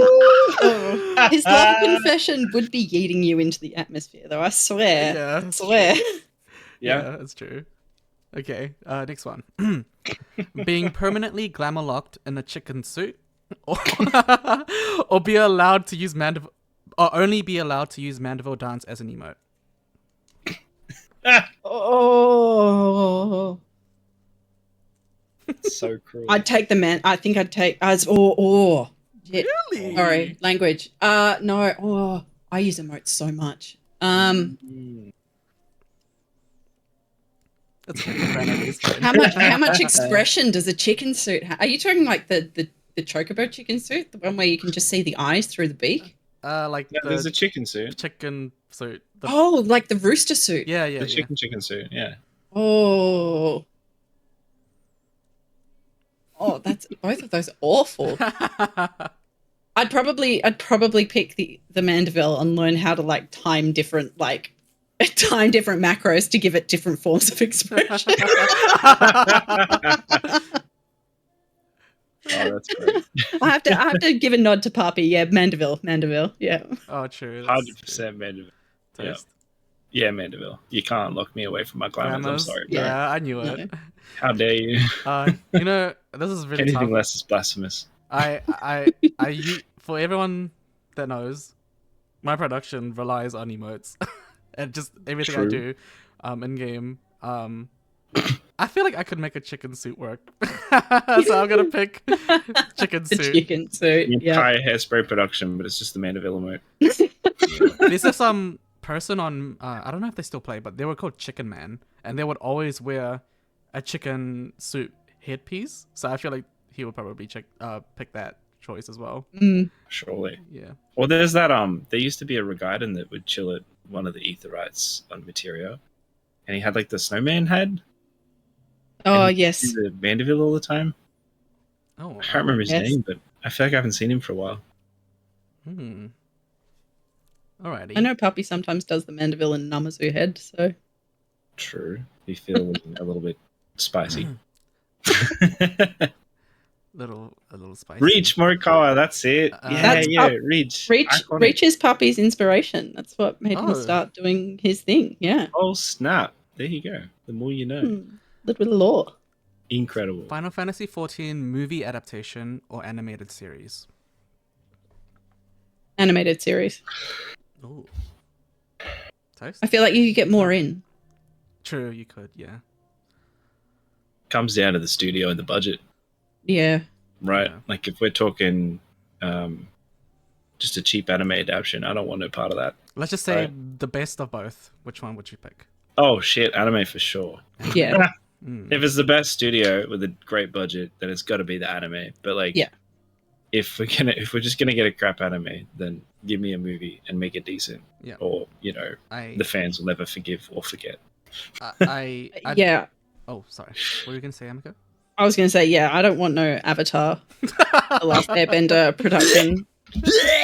Exactly. I would pick movie, because you can do sequels. And also I don't really watch anime. Sorry. You can do sequels to anime. It's called season 2. Yeah, I was gonna say seasons, mate. But seasons. Don't they have like episodes? I don't have the time and patience for episodes. No, I'm kidding. Yeah, but an episode's like 20 minutes, whereas a movie's like 2 hours. So True. Bite size. True. Yeah. Coffee or bubble tea? Oh, coffee. I love bubble tea. I had one just before, but coffee. I'm a coffee fan. Toasty? Yeah, coffee for sure, dude. Coffee, same coffee. Like, I would take that as a drip feed, honestly. Just intravenous, tie me down. We're all give me the coffee caffeine connoisseurs. straight in the veins. Okay, Yes. last one. Shadowbringers or Endwalker? Oh. Oh, dude. Including post patches? Yes, including. Shadowbringers. I loved Endwalker, but Endwalker just made Shadowbringers better, in my opinion. Yeah. Okay. Oh boy.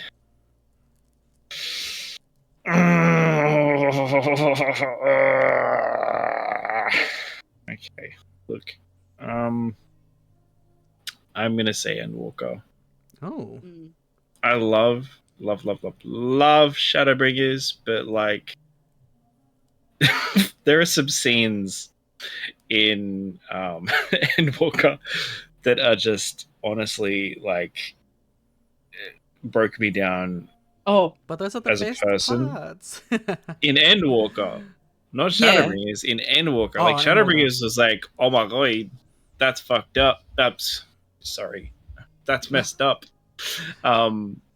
But like and there were some parts that were also really emotional, really great. But you know, in Endwalker, where you meet Vinar, it just I was like a child again. I honestly felt like a kid, and I felt so tired and weary from 10 years of playing the game. It just felt like everything was worth it for that moment.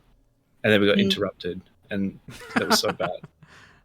I get that. Oh, see, now you're saying that. Yeah. Right? Everyone's still got star eyes for Shadowbringers because of the soundtrack, but like Endwalker had moments that was just everything leading up to it made it worth it. And there was some culmination of Final Fantasy XIV for sure. Yeah, there were some hard-hitting scenes in Endwalker. I think the thing that makes me, the whole Loporrit sequence kind of broke it up a bit too much for me. Yeah. But then a few MSQ quests later, when you're back. Yeah, I know. With this person and meet these people, and it's like, oh my god. Yeah. It's yeah. I'm trying really hard not to spoil it. So I know that. So I'm not saying much. Is your answer still Shadowbringers, Ameko? If I watch replays of Shadowbringers, I'm a mess. But the same as if I watch Endwalker. I think they set up Endwalker so well. No, I think I'm gonna have to switch. Like, okay. I kind of forget what was in Endwalker, I think, as well. Like how much there was. Yeah. It just tied together so well. Yeah. Yeah. For me, I agree. Endwalker. Yeah. Yeah. Okay. That was. Didn't mean to make you switch. I'm sorry, but No. I'm glad you made me think about it. Like. Yeah. Yeah. We're all Endwalker. Yeah. Okay. Don't try out. No, I'm kidding. Okay. So that was play this or that. The next thing we're going to do is continue with the interview. So we were just talking about Vinar. I wanted to ask about your cosplay. So tell us about your experience with cosplaying. Not as much experience as I'd like to have, if I'm honest. I didn't cosplay in the first pack. So the first PAX I ever went to was actually the 2022 one. But before that, my first con experience was going to Manifest back when it was at Melbourne Uni. A very long time ago. And my first experience cosplaying was at that event, but except it wasn't technically a cosplay. My friend and I stitched ourselves we went to Spotlight. We want to dress up. So we went to Spotlight, grabbed the most black crushed velvet we could, and the morning of literally stitched ourselves into these outfits and went to Manifest. Like I had a cape, and it was like a dress and a cape with a hood, and I actually had like stitched it to the clothes I was wearing underneath. And we were stopped by people going, "Oh my god, you guys look really cool. What's your character?" And at that moment, we realized we hadn't actually cosplayed a character. However, being the age we were, we've gone, some online webcomic. The amount of people that went, "Oh yeah, I know the one. Oh, it's so good."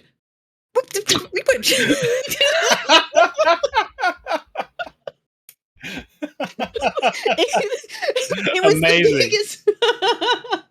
That's so good. So then at PAX 22, I accrued a bunch of gold stuff because I was like, I kind of want to, cosplay Ameko. Except I'm not particularly talented when it comes to creating things with my hands. So never done wig styling or anything like that. So I literally just wore a bunch of gold stuff. This is the first PAX. And again, people were asking me what I was from. And I was having to tell them I'm just my character from the game. They're like, "Oh, but I swear you look like you're from something else." And I was just like, "I'm just wearing a gold dress. I don't know." Like, I just got gold jewelry on. I do want to cosplay though. I'm very interested in cosplaying. I just don't know how to go about it. So this most recent year, I thought, no, I have to do a cosplay. I have to do it. So this year, I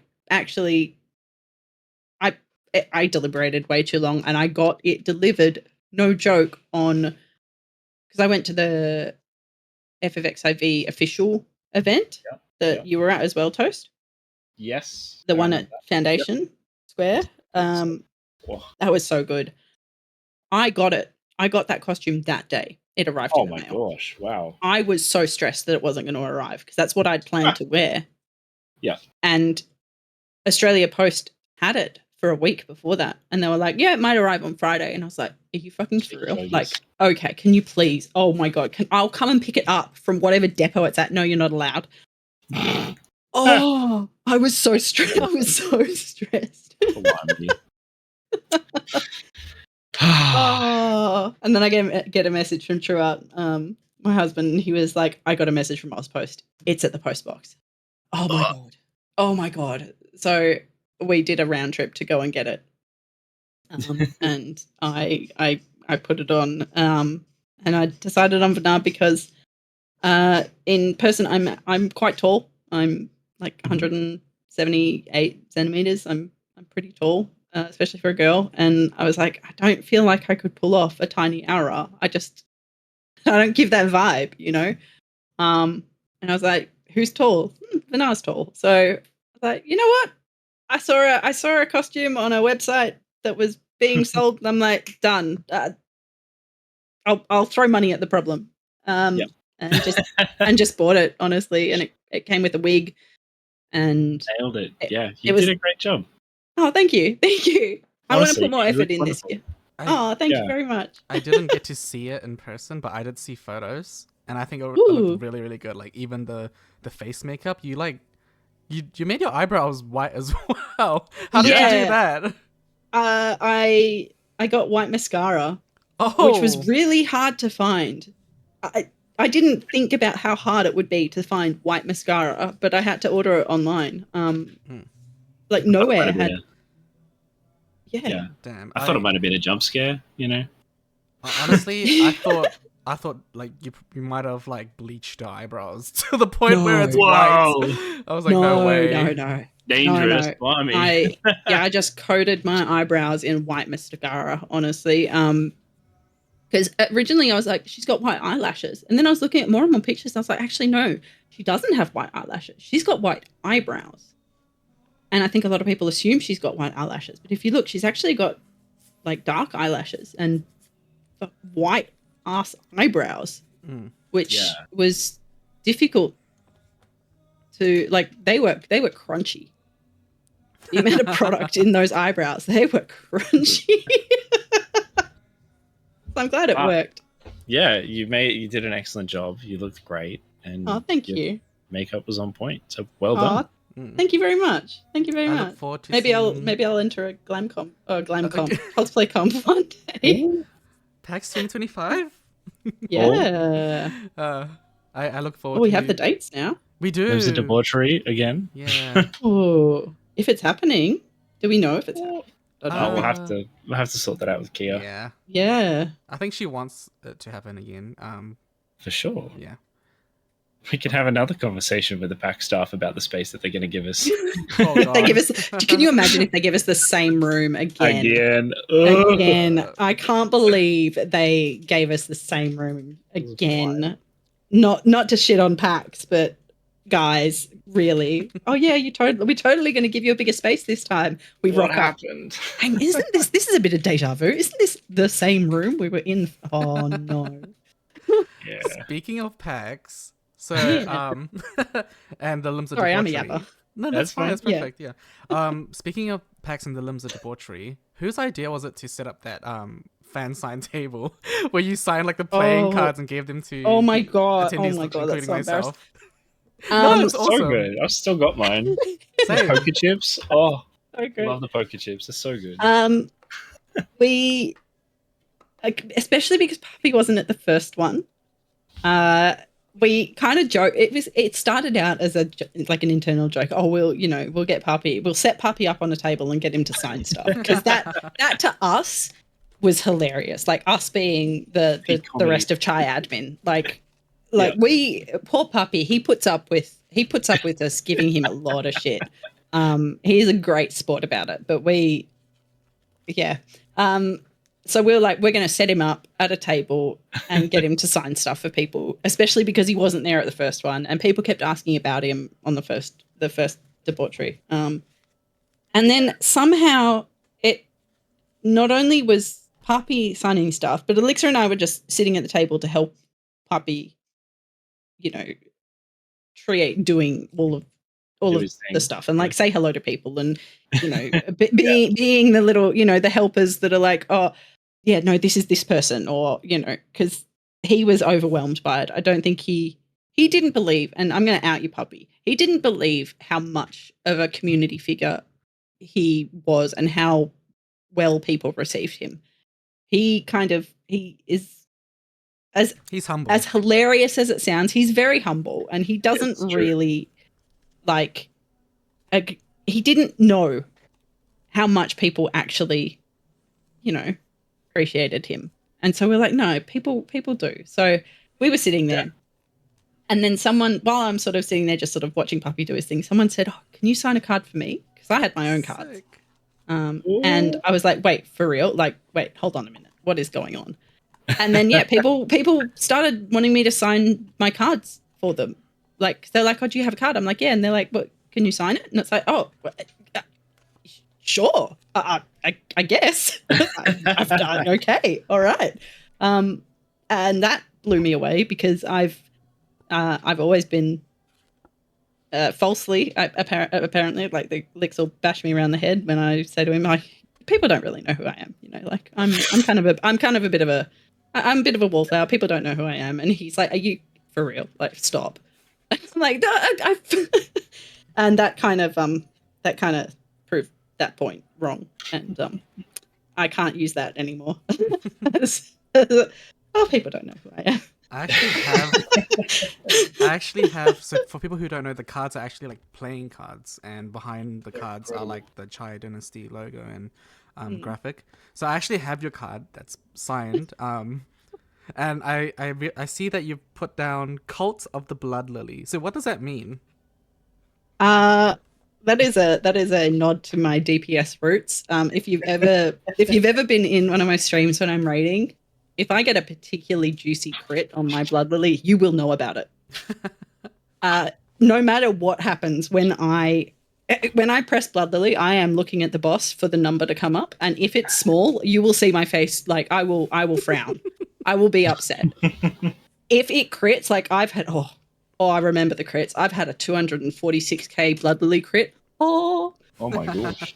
So good. Awesome. This is why I play White Mage. The dopamine hit that happens when that Blood Lily just, it hits. And then if it's in a pot window and it doesn't crit and it's so small and piddly, I am so sad. You just see me deflate and I'm just like, Well, that was disappointing. I blood for the Blood Lily is oh yeah. That's amazing. I love it. One of my favorite parts of White Mage, if I'm honest. Honestly, that's just so good. Is it true that you're a phlebotomist? Yes, I am. What is a phlebotomist? You stab people. I'm a legal vampire in my day job. Oh, right. So blood for the blood. Phlebotomist, a pathology collector. Yeah. Yeah. So yeah, do you have any stories from work or from when you were studying? Any fun stories? I only started. I've been doing it now for just over a year, and when I was in TAFE, from Elixir again, I earned the nickname from him, the protagonist. Because I did rather well in class, and people would often ask for my help. I think that is mainly because I was a little bit older than some of the people there. but also some of the older people than me even they'd want my help during tests and all that sort of stuff. And I would say to him after, like, I just, I want to help them, but I also want them to help themselves. I don't want to just tell them the answer. I used to work in offices, and then I was a bit unemployed during COVID. And after COVID, I was like, I think I was having a blood test, and I'd been looking for work for a while, and I was having a blood test. And I was like, you know what? I think I could do this. And then I saw, I just happened to the next week see an ad that TAFE was putting out for pathology collection.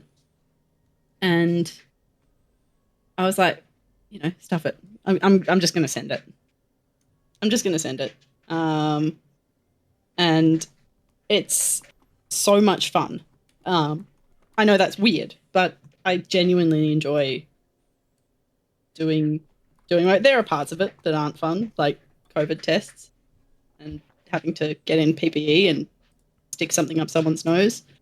And like, the things that we have to deal with that aren't blood are definitely not my favorite. Yikes. Sadly, which are common. But the day-to-day of it, I like it because I get flexibility. I do morning shifts, so I start fairly early in the morning most days, and I finish by midday, and then I get to go home, and I don't have to take my work home with me. Yeah. That's the best bit. I mean, if it's blood, I wouldn't want to take it home, right?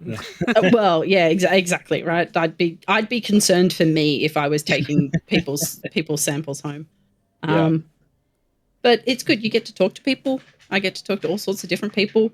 I've had to start trying to teach myself some Mandarin because a lot of the areas, like one of the areas I work in, is got a large Chinese population, a lot of whom don't speak English. So I try and pick up the occasional word here or there to help. That's awesome. Help with that. Yeah, it's incredible. And yeah, just I don't know. Especially if someone's got a tricky, if they say, oh, I've got a tricky vein, or I'm tricky. People have trouble finding my veins, and I'll be like, okay, and they'll be like, use a small needle. I'm like, I'll, internally, I'm sort of saying to them, I don't say it out loud, but I'm like, I'll decide that. It's, you've got a good vein and I feel it. I'm just going to use what I use. Like, it's fine. And getting someone on the first try when they historically have had people miss is such a good feeling. It's such a good feeling. I'm like, oh yeah. Inversely, when I'm confident that I'll get it and I do miss, which does happen, not often, but it does happen, I feel awful. I've just stabbed someone for no reason. Oh my God. Like, doesn't happen often, thankfully. But yeah. IRL blood. If I have a hot tip, if I have a hot tip, if you're having a blood test, if it's one that you have to fast for, my biggest tip would be make sure you drink plenty of water. That's the biggest thing I can advise for people if they're scared. The people doing the blood tests will hopefully be really kind and gentle with you. We are everyone I work with is fantastic. I've heard some horror stories, but for the most part, we're all pretty skilled. We all have to, when you learn how to do it, you have to practice on and be practiced on by your fellow classmates. So you get, I was looking very sus for 6 months while I was being a pincushion for my fellow classmates learning. I was having 5 blood tests a week by people that weren't skilled at what they were doing. So I was bruised and poked and prodded and thoroughly hydrated. Thoroughly hydrated, yeah, thoroughly hydrated. Like, especially if you have tricky veins, drink water. Not just 1 or 2 glasses. Like drink water. Like, be a hydro homie. Like, do it for your pathology collector. They'll appreciate it. Yeah, definitely. All right. Oh, that's great. I just found my Dynasty cards because saying that yours was signed just had me thinking. And look, the only signed card I have is a Puppy Chai King of Hearts. So Hey. Oh, you got a king. I've got a King of Hearts, Oh. which is pretty sweet. But Yeah. I have an Ace of Hearts Ameko that is unsigned, and an Ace of Spades Elixir that is unsigned. So the fact that Juices is signed is kind of Oh no. kind of mean. Oh no. I'll have to sign one for you next year. We're gonna have to fix that. Yeah. Oh my goodness. Alrighty. All right. Okay, we can move on to the final game. So this will be Toast and Ameko playing. Smash, Marry, Kill. Oh. Okay, so I'm gonna say 3 names, Oh. and you're just gonna have to say which one you'd smash, marry, or kill. Oh, So whoa. the first is Clive Rossfield, Oh. Cloud Strife, or Oh. Squall Leonhardt. Oh. Oh. Ameko? Oh. Okay. Ooh. Just okay. Clarifying, just because I'm unfamiliar with poor old Clive, he unfortunately is gonna get the boot. Oh, rip. I've not played 16, so hit me up after I've played 16 and see if I change my answer. Yeah. Smash, Cloud, Marry, Squall. Oh. Final Fantasy VIII was the first FF I ever played, so he does hold a special place for me. Toasty? They're all amazing characters. Don't get me wrong. I love them all. I think they're great. I think I'm gonna have to say I'm gonna kill Squall. Look, I never really played 8. So I never really got to know him. What I do know of Squall is what I know of him from Kingdom Hearts. And I imagine that's a very different interpretation of his character. So, Squall, I'm sorry, you got the boot for me. Now, Cloud is just too emotionally vacant for me to stick around for too long. So that would have to be Smash, all right? Because he's fit, but his heart's not in it, you know? But Clive deserves a happy ending. Yeah, he does. Yeah, he does. I reckon I'd marry Clive. I mean, those pecs are just godly. My God. Okay, I need to play 16 then. Damn. Okay. Yeah. Clive is hot. It's true. What? No. I know you asked the question, Juice. No, I'm not answering. No. Oh, jeez. I mean, that's all right. He doesn't want to answer the next ones he's got. Oh, I see. Can't set the precedent now.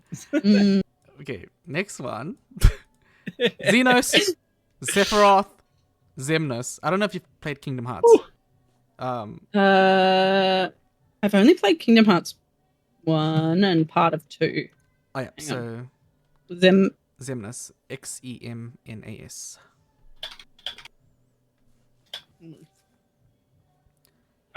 Juice, I don't know which one she's going to get if she searches that. So there's Xehanort, Xemnas, and Ansem. Xemnas is the one that's in Kingdom Hearts 2. That doesn't narrow it down.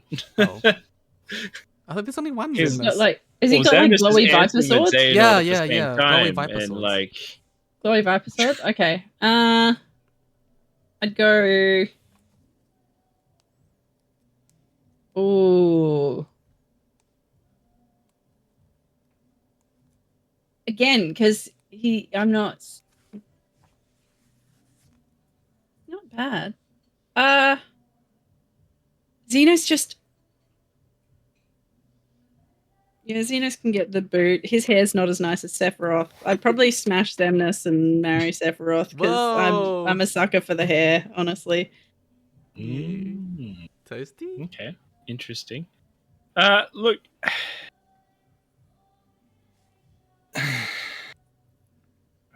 I'm gonna give Xemnas the boot because I don't know if it's really Xemnas or if it's Ansem or if it's Xehanort or if it's you get all three, or if it's the master what's his face or what, you know.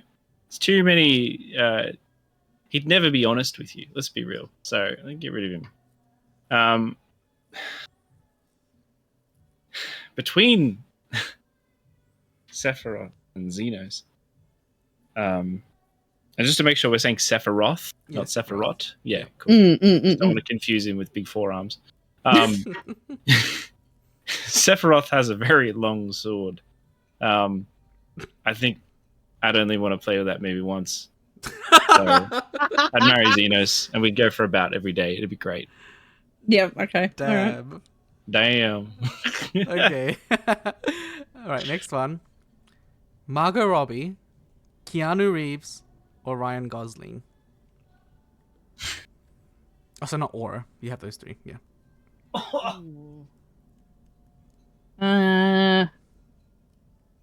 Marry Margot.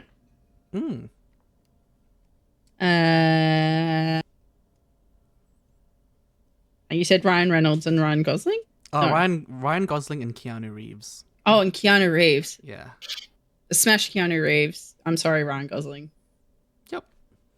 Yeah. Toasty? Yeah, look. Sorry, Gosling. You're great. No one likes Ken. You're not Gosling this, all right? No one likes Ken. Oof.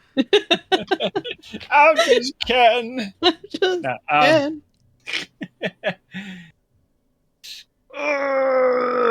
I love both Keanu and Margot. They're both amazing people. Mm-hmm. You know, oh, jeez. I would worship the ground both of them walk on. I reckon, like dead set. They're incredible. You're making me pick between these two deities. Oh my gosh. They're both so fucking hot. I mean, sorry, language.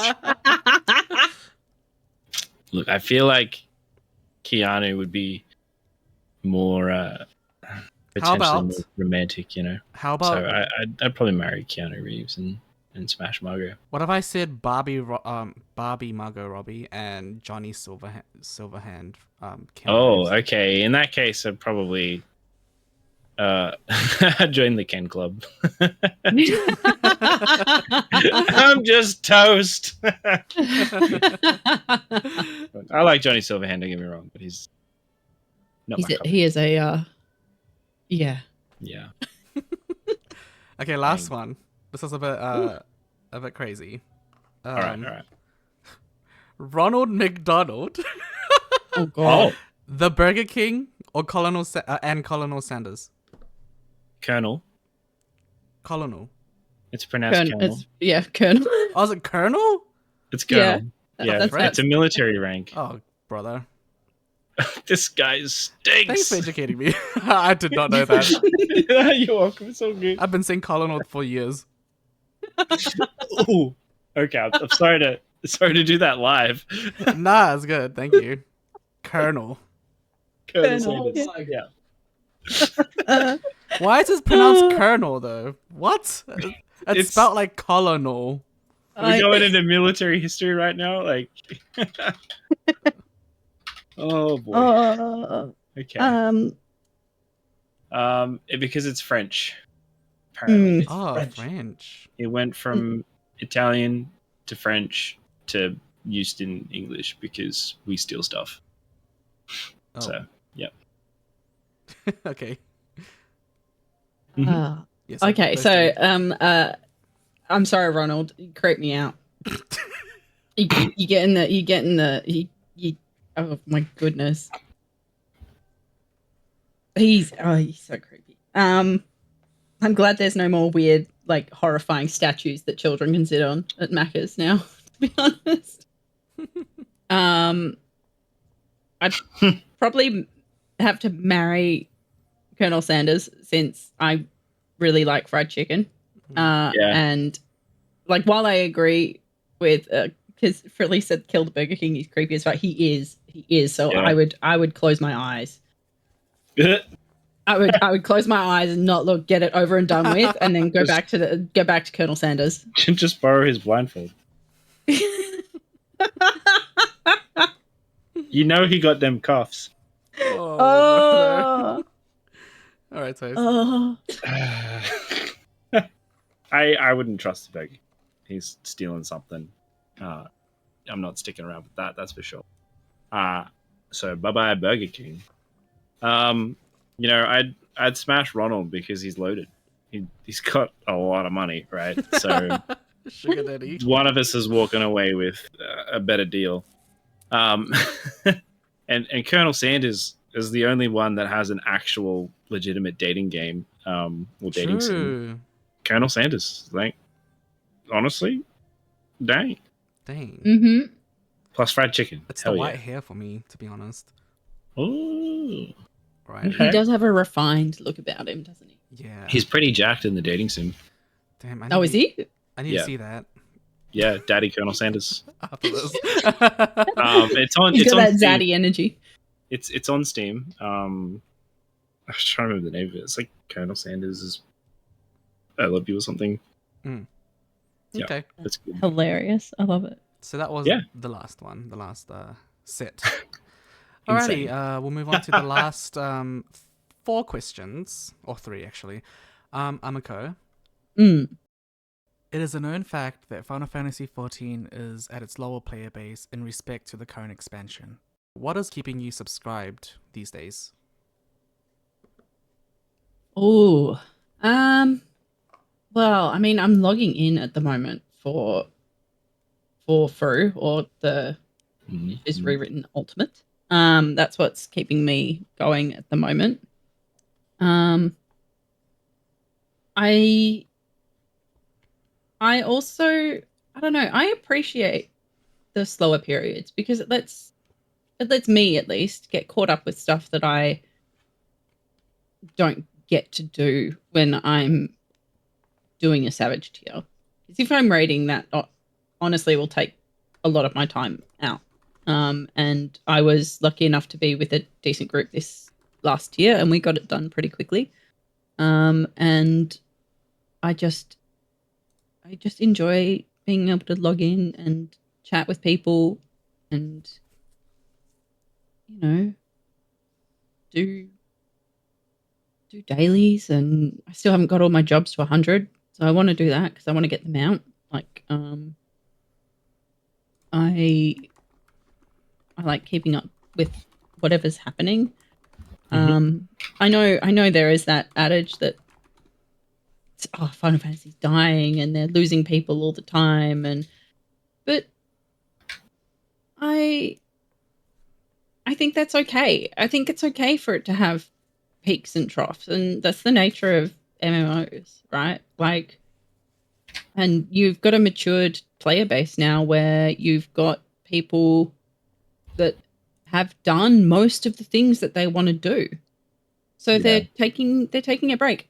Plus, there's been some really good games released recently, which I think is competing with people's attention.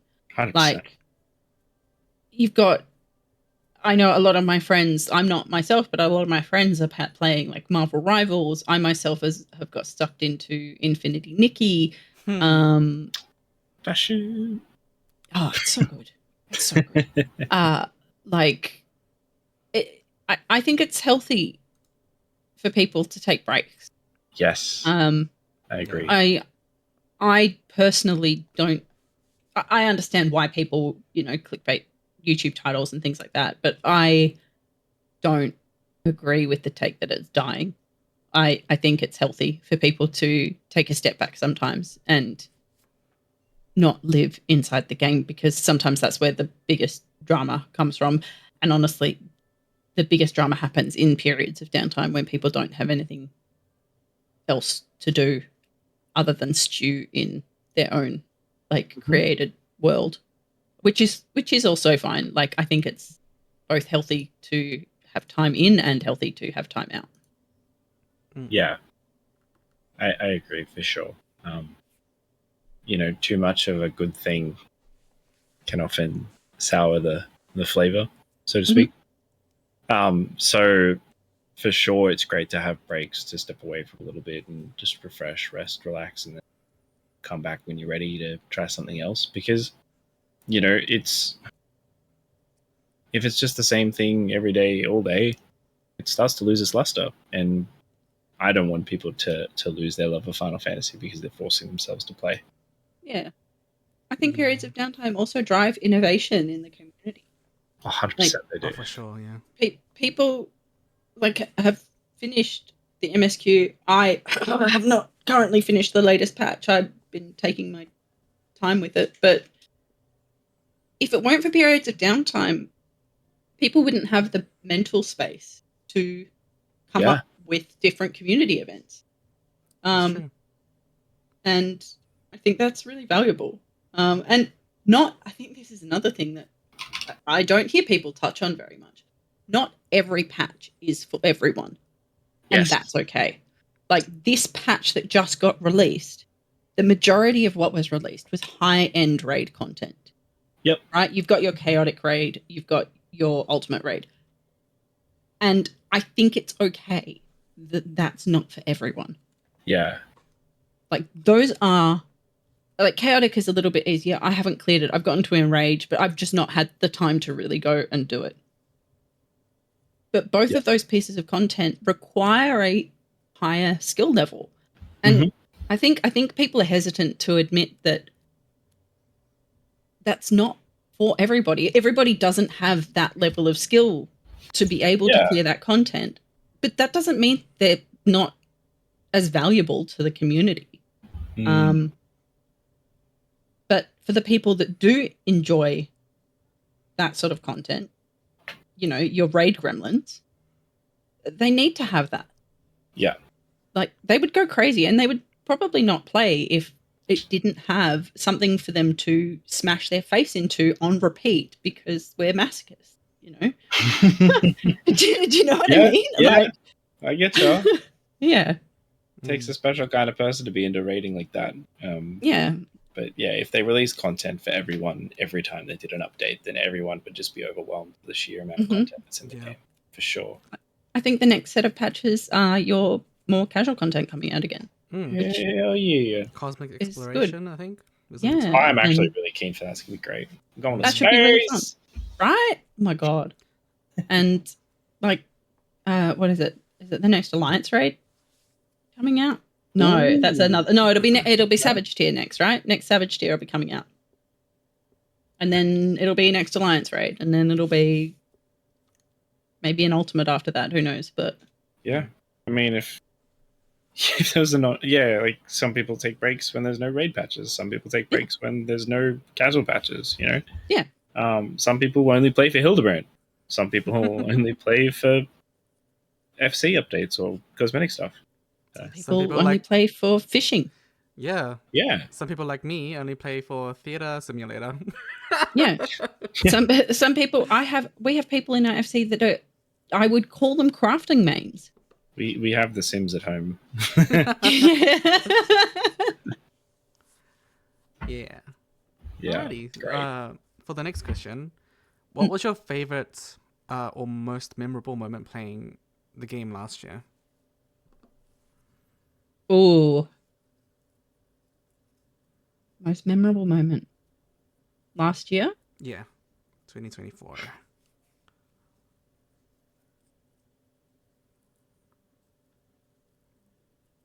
Probably clearing P12.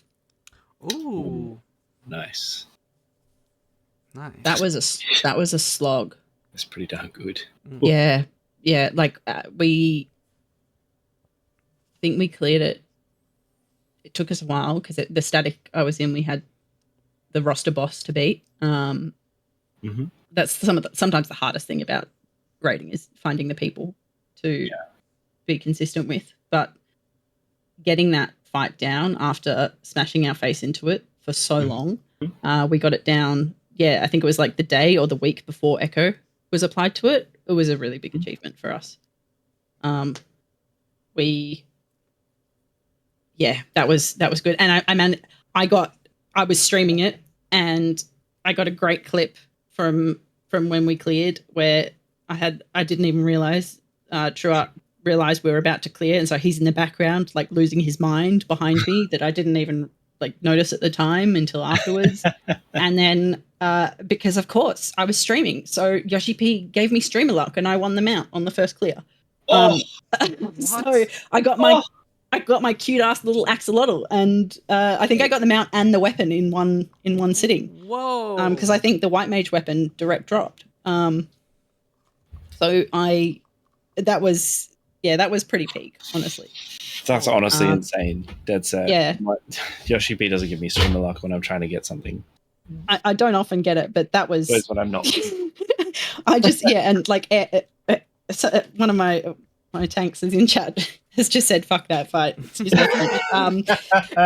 I remember as we cleared that she was saying, "Oh my god, get me out of here! I am so over. Like I am so done. Like yeah, we were so ready to clear."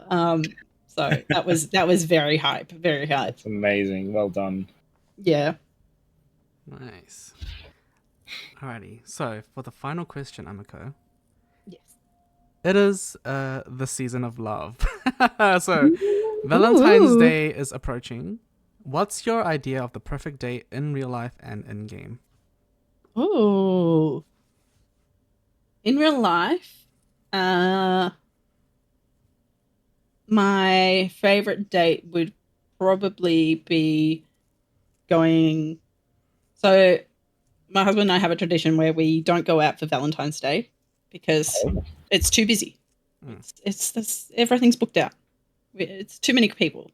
However, a day or two after Valentine's Day, when it's a lot more quiet and not everybody is out, we go out for like a banging steak. We will go and we will splash, like we will get like proper Wagyu steak and go to a really, really like I think we've hit up most like high end steak places in Melbourne at this point. And so that's definitely we go out, I have a cocktail or two, I get dressed up, we just go out and have a really nice date at a super fancy restaurant where they like give you they have a wine person and all of that. Yeah, I feel very comfortable in a high-end restaurant. I am not a high-end person most of the time, but I am not uncomfortable or awkward in a very high-end restaurant. I don't know why. I vibe in places like that. Saw that experience in Chai Dynasty. High-end and gold everywhere. Yeah, exactly. In game. Oh, that's tough. So date in game. Yeah. That's tough. One because Truart doesn't play really. He's got a house. He logs in to keep his house. But my in-game wife and I, we will sometimes go off and, have a G-Post session where we'll we haven't done it in ages actually, where we'll just hang out and take a bunch of pictures and just vibe in Discord and watch cooking shows on, she's my bestie and we hang out and, do stuff like that. But Juice. I'm Juice. I'm not going to read it out. Juice is being crass in chat for those who are listening to this after the fact. I think we're all being a bit cheeky there. Yeah, you're all being cheeky. Truart is the real catch in this relationship. I would hazard that anybody in our FC would take him on a date and do nefarious things with him. But yeah, probably just hanging out. Yeah, going out and just doing things with my friend. That's cute. I mean, there is a Valention's ball coming up, There is. I think the best date though would be coming and getting your picture taken by me at the Valention. Yeah. Pretty good date.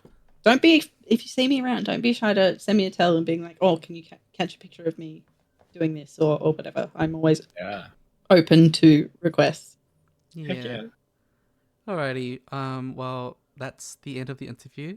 Thank you so much, Ameko, Llaina, for coming on tonight. I had so much fun. Toast and I really appreciate you coming on to talk it's with been us. wonderful. Yeah. Oh, thank you. Thank you. We learned so much about you and Chai Dynasty, Chai Dynasty, and Alhambra, and you as a person, and How to pronounce Colonel. Yeah, how to pronounce Colonel. Something I learned Colonel, today. yes, yes, yes. Yeah, I'm really grateful for this opportunity. I'm grateful. Thank you guys for inviting me on and letting me yap at you. It's been a lot of fun. I yap on my stream. I'm usually just raiding, but people are always welcome to come and say hello. Go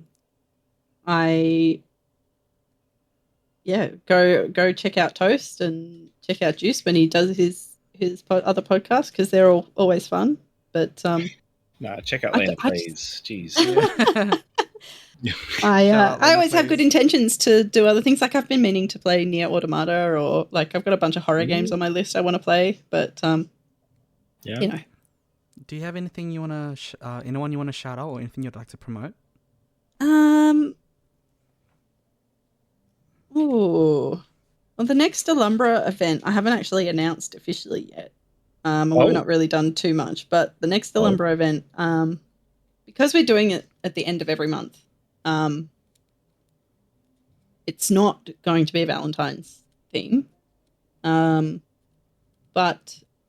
because I've been influenced by the game, my current cozy game I've been obsessed with, which is Infinity Nikki, I was thinking I'm going to spoil a theme here. I'm thinking we're going to do an Infinity Nikki theme. So if anyone's hanging out that's going to come, I think that's going to be our next theme. So I don't know when we'll announce it, probably in the next week or two. I'll try and get stuff out, but I need to organize DJs and things like that. But that's some of the biggest work, finding DJs sometimes. Oh my goodness. But come check out Alhambra. Last Saturday of every month. Come to trivia. Every Tuesday, Thursday, Saturday. We do trivia at Limsa in Sofia.